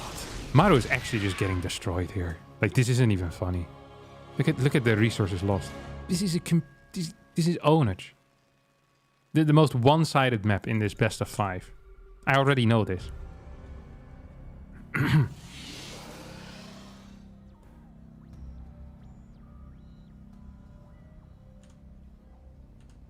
2 Immortals out. Marauder count is at 3. So I appreciate all of this. First Colossus is kind of late. Is he actually going to take a 4th base? No shot, right? 3rd base now on the way. Now, Maru does get some free pickoffs. He's going to take out this Cyber Core as well as the Gateway. These are 2 buildings that cost 150 minerals each. I wonder if... oh my god, look at that. Poof. Whoop. Get out, son. Lift on that thing. There's no Colossus here, which makes this move kind of risky. No Guardian Shield being used for a long time either. Like, this is how far ahead he is. Even without Colossus, he's just clearing a full Marine army. Very nice setup, though, with those double Halu.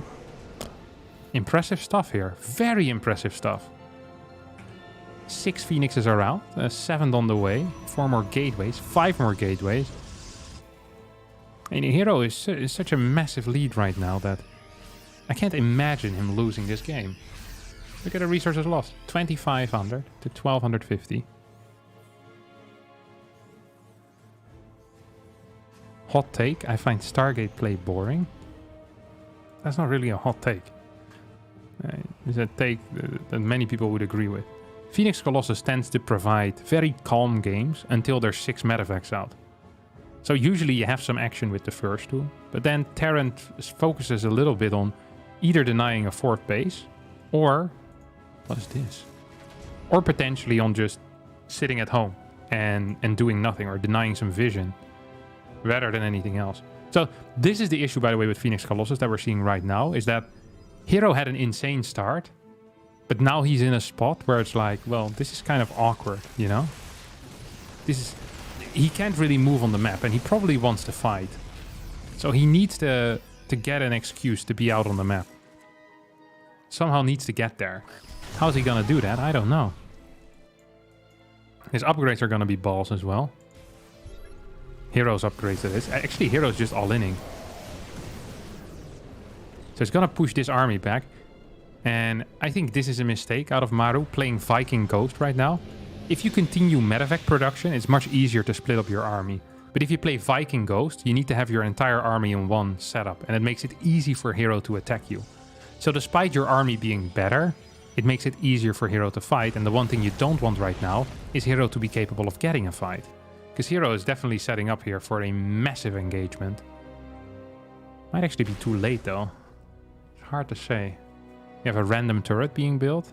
A Forge CC on the way. Oh, yeah. Now, Maru is not playing very well at the moment. The first game, he made some major errors in his build order, and now he's just losing every single unit that he's ever had for free. It's like he hasn't had his coffee, you know? Just a little bit sleepy is what it seems like in his playstyle. This is a huge move, by the way. It's gonna enter the main base, but not just with the Prism, which is great by itself, but with the Phoenixes as well, which is going to contribute a lot to the power of this. So usually units in between, you know, buildings are very difficult to deal with, but now it's much easier to deal with. So you need a significantly bigger army to deal with a relatively small investment here out of the Protoss. At the same time, we have Maru attempting a base raid. This Disruptor is going to get spotted. It's going to be attacked here by the Cyclone. Hero not quite realizing what's kicking off. Has he just killed? No, that base is still alive. This is being cleaned up here. Hero actually needs to be careful. Killed 12 workers now. Which is nice. Gonna kill perhaps a couple more. Might end up losing the 4th base though. No, keeps it alive as well. Is there Blink? There's no Blink. Archon's dealing quite a bit of damage, but also being taken out by these EMPs. Maru up in supply right now, but his army is weak. Very weak. Base trade, base trade, base trade. Base trade. Actually, does he need the base trade?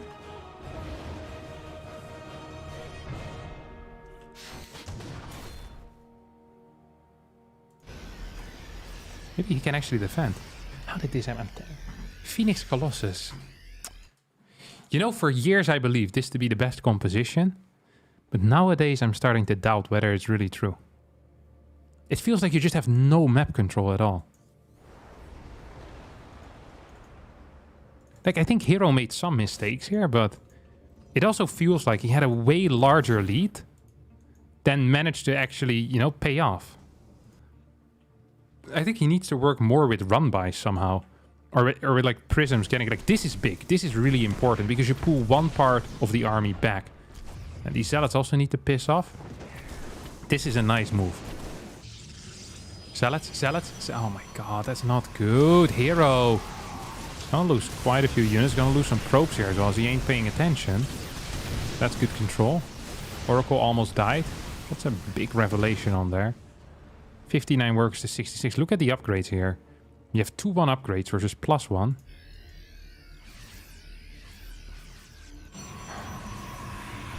Oracle gets a revelation on the left side army. Right side army still an issue. Hero completely in the dark here. Completely in the dark.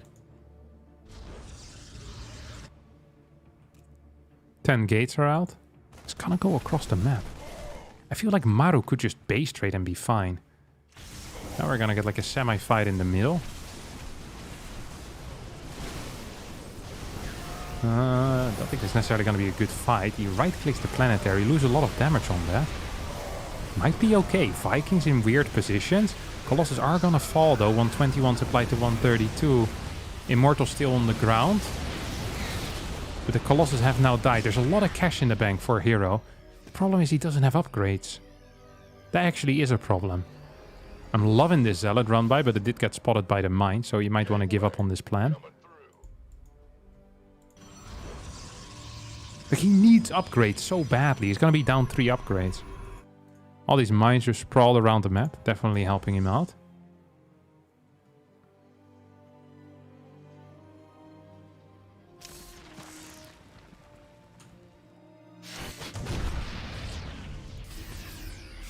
There comes a +1 armor, as well as a second robotics facility. Not sure how this Zealot run by is dealing damage, because it had been spotted by that mine.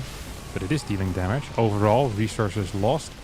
Sorry, resources lost here. 18k for Hero, 13k on the side of Maru. As a worker skill is 39 versus 20. Maru down in eco, but up in upgrades. If Hero is slightly in front of this battery, I think he's fine. You now see, oh, that's a huge Zealot army. Could actually fight this, I think. Can definitely fight this. Needs to run away now. Hero is microing this so freaking well. Holy crap. Feels like Maru's been getting outplayed. The only thing that Hero's been getting outplayed in is in the upgrades. And upgrades are a very big deal in StarCraft 2. There's 5 Vikings out, but there's plenty of Stalkers. Now we have a Zealot run by being sent in.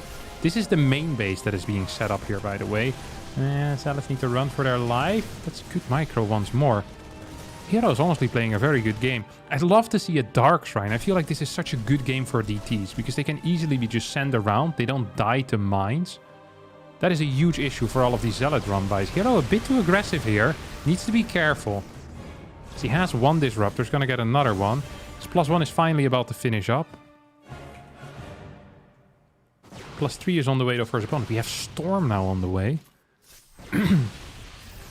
Hero actually playing a very good game.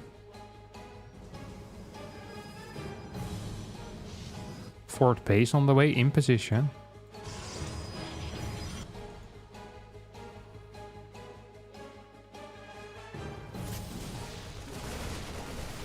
It's gonna need to move around right now. Disruptors in the back. This could be a flank. This is a flank. This is going to be a flank. And the control's good enough. Maru's going to crush this army. That's all the splash. That is all the splash that Hero had in his force. He dodges away from that Widow Mine. Zealots here moving in right now. Killing SCVs is fun, but losing 10 Zealots in the process isn't. 5th base on the way for our dear friend Maru. For Hero. This CC did get taken out. That's big. I really think that a Dark Shrine would be nice. I'm not entirely sure about the Storm though. It seems like an interesting investment. A very interesting investment. Okay, he's gonna go once again. Maru completely in the dark as to where his opponent is going. As he continues his landing his initial 3 bases in different spots. This base is gonna die though if he ain't careful.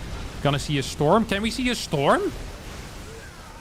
Okay, there we go. Some Storms now being thrown down. We have one more here in the inventory. That is about it with the Storms. All Disruptors have died as well. These upgrades are...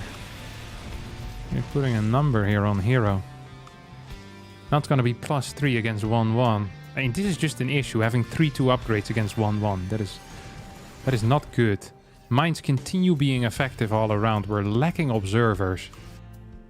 There's another Zealot run by is being sent out here. Hero's game sense so far has been great when it comes to movement. He's gonna take out a couple more workers. Could split off maybe one Zealot. I really believe that a Dark Shrine would do wonders for him. This base most likely now in trouble. Once again, Purification Novas are going to be in time, in the correct position. Did all those Zealots end up dying? No, they went back home. Now coming in with a flank. Is there an observer with this army? There's not. So once more, mines are going to be fairly annoying to deal with. Take it out. Take it out.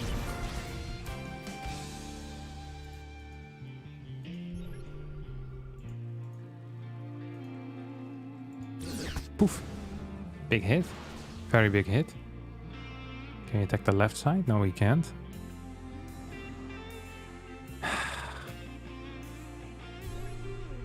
Come on, buddy. We can do it. We can do it, bud. This is a good fight. There's no ghost here at all. This is a really nice fight. Oh, that's good. That's good. That looks good. It looked good. It isn't good. That wasn't the fight. Oh, what a mistake. How could he think that was going to be good for him? What a huge blunder. He's gonna hit another Purification Nova. This ends up being somewhat okay as he kills 10 workers.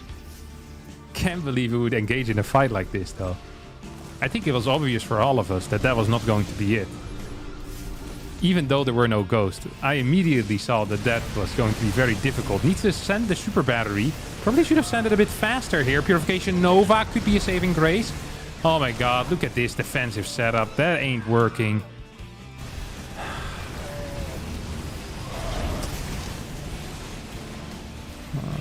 There's no observers. We need observers, dude. We need them so bad.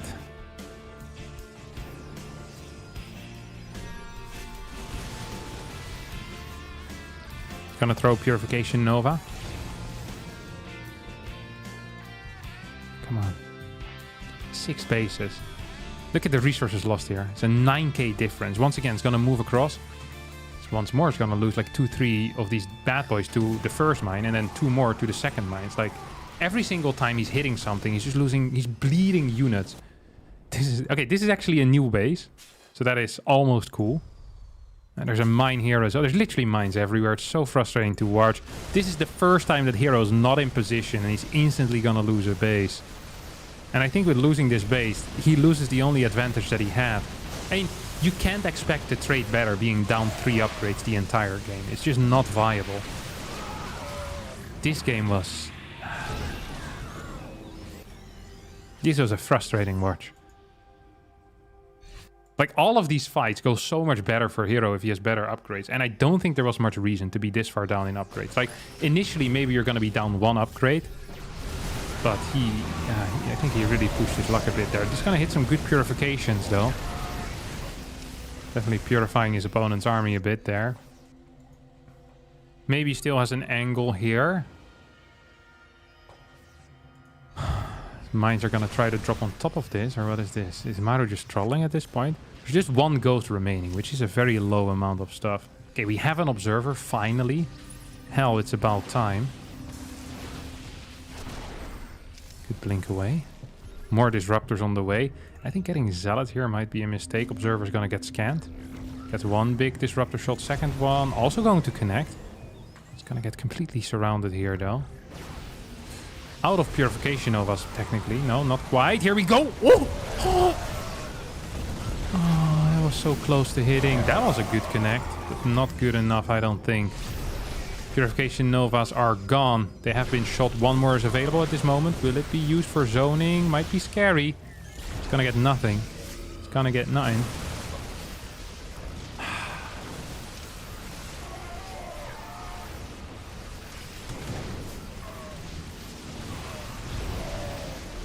And that means that Hero is going to lose this game. Very unfortunate.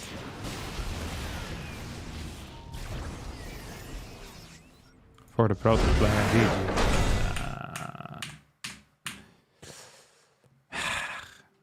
Like, this was not a good fight. This was not a good fight. This was not a good fight. And this was not a good fight. He's just not getting good fights. Resource collection was crazy, though. You see that? Just the entire time, just so far up.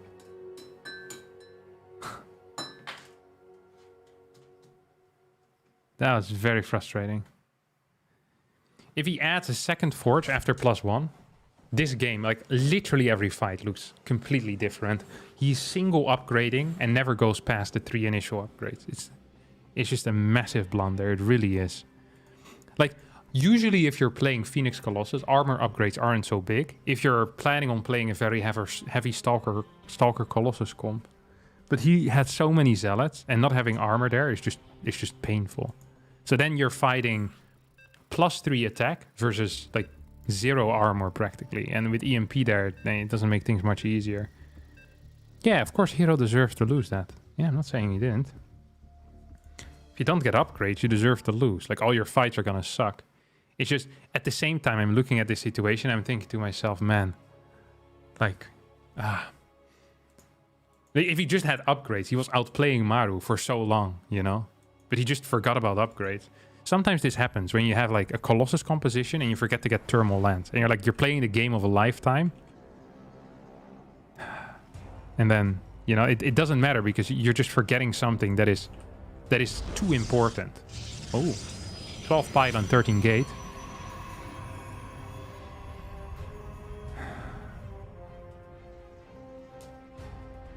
Yeah, I also think DT Shrine would have been huge. Like, mines dealt too much damage. DT really is kind of like a 4th dimension in a way, you know? So, because the DT doesn't get spotted and doesn't die to mines. And those are like the main ways that Terran defense thing. So even if they have detection at the individual base, it's still very difficult to defend it for Terran, which makes the DT so powerful in late game. Because it doesn't show up in sensor towers. It doesn't get killed by mines. Third time in a row that Maru is playing this exact build order. And we'll see what Hero's gonna do about it. 12 pylon, 13 gates so far.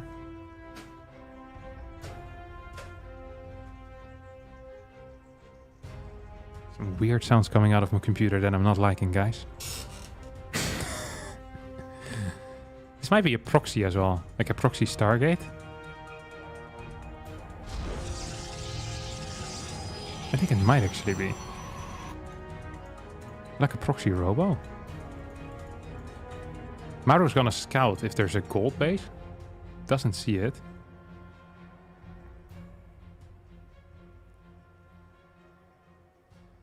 Is there smoke? Not yet. It sounds like something is stuck in a fan.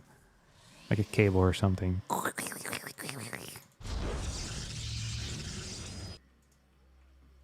Yeah, it's gonna be proxy Stargate. Zealot into Adept. Did the SCV scout the Zealot? I don't think so, right? Did it? He's just legit scouting around. Oh, Maru is just freaking hacking, man. He knows. He knows exactly what's kicking off here. I think Hero has played this build on ladder. This is the only... I mean... He literally just walked into this location. That's crazy. 100% Hero played this before on ladder in this exact spot.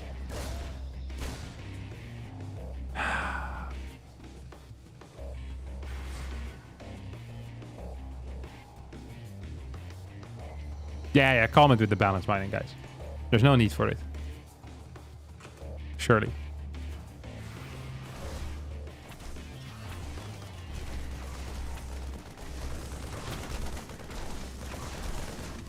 This is very frustrating to watch.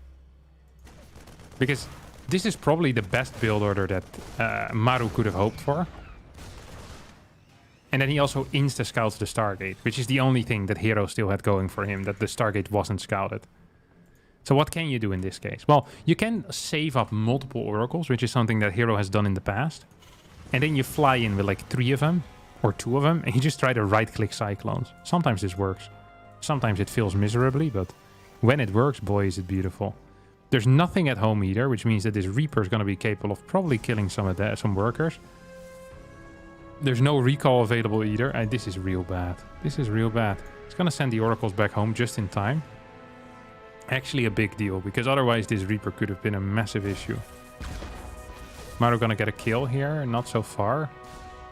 Could get one now. It's going to get 1 kill. Yeah, not bad. Not bad, not bad. Okay, so 2 Cyclones. If you save up 3 oracles and go in against 2 Cyclones, you can kill it if the Terran doesn't pay attention for a second. This is very dependent on the Terran not being awake. Okay, let's go look. Go have a look. First person view, okay? This is all we need. It's gonna move downstairs right now. Mine goes in the main base. No. At the barracks. Okay, that's bait. Big revelation coming in. Sees the mine. That's also a big deal. There's a Phoenix with this too. I mean, he's ready to shoot this. Here we go. Oop, gets hit in the face. No, should have tagged onto that Cyclone.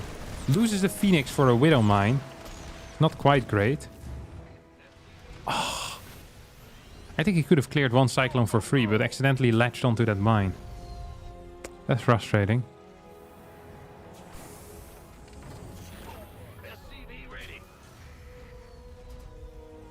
Yeah, okay, it's going to be a 2-base charge all-in, which is not really a build.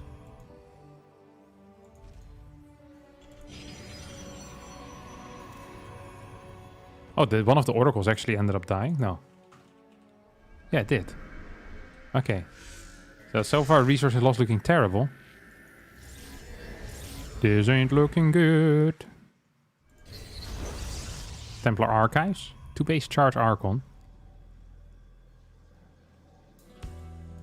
So, one thing that Hero could do is just deny scouting the entire time. Okay, I think that's probably what he's doing. So you deny scouting the entire time. You pretend that you have a third base, while in reality, you have no third base. And then you kill your opponent as they move out. I think that's really the only way to win here. Like his build, his entire early game failed. And his mid-game plan is consisting of building Chargelot and Archons, which also shouldn't work. There's 2 Medivacs out. This is hitting like a truck, by the way. I think Hero is dead. Like dead. He's gonna lose one more Phoenix. This is a disaster. This is one of the most one-sided sweeps. Holy crap. Completely one-sided. Not necessarily in all the games, but this one, yeah. GG gets called. Hero loses.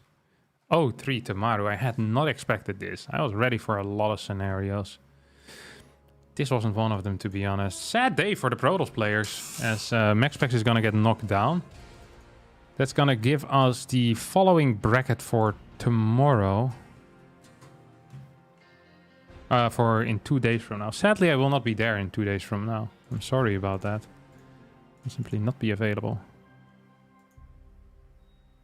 Look at this.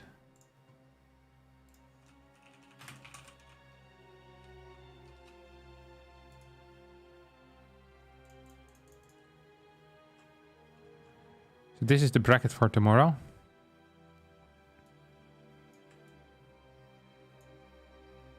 Clem is going to be playing against Maru. MaxPax versus Serral. Not tomorrow. Friday, Jesus. Saturday, I think it is. And then Beyond versus Cure. So 3 Terrans. 4 Terrans.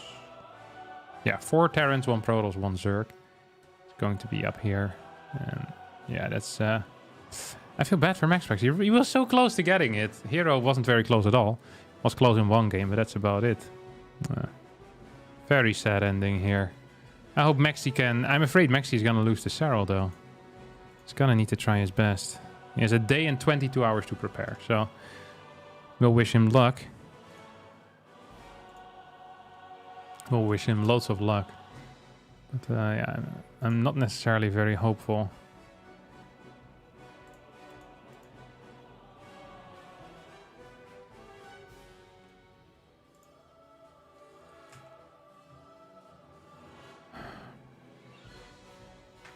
All right. That's going to be it for me today, I guess. Thanks everyone for being here and supporting the stream. You know, being lively all around. Some nice distraction for the daily troubles in life. Love to see it. I'll see y'all tomorrow. And no, I won't be here tomorrow. I'm leaving tomorrow. I'm going to the Real Home Story Cup, as it's called, which is played this weekend as well. And I'll see you there, I think. Well, I won't see you guys there, but I will be there, so you can watch it. It will be live on Twitch on the TakeTV channel. Ciao, ciao. Don't forget today's IO this, so be sure to check it out. And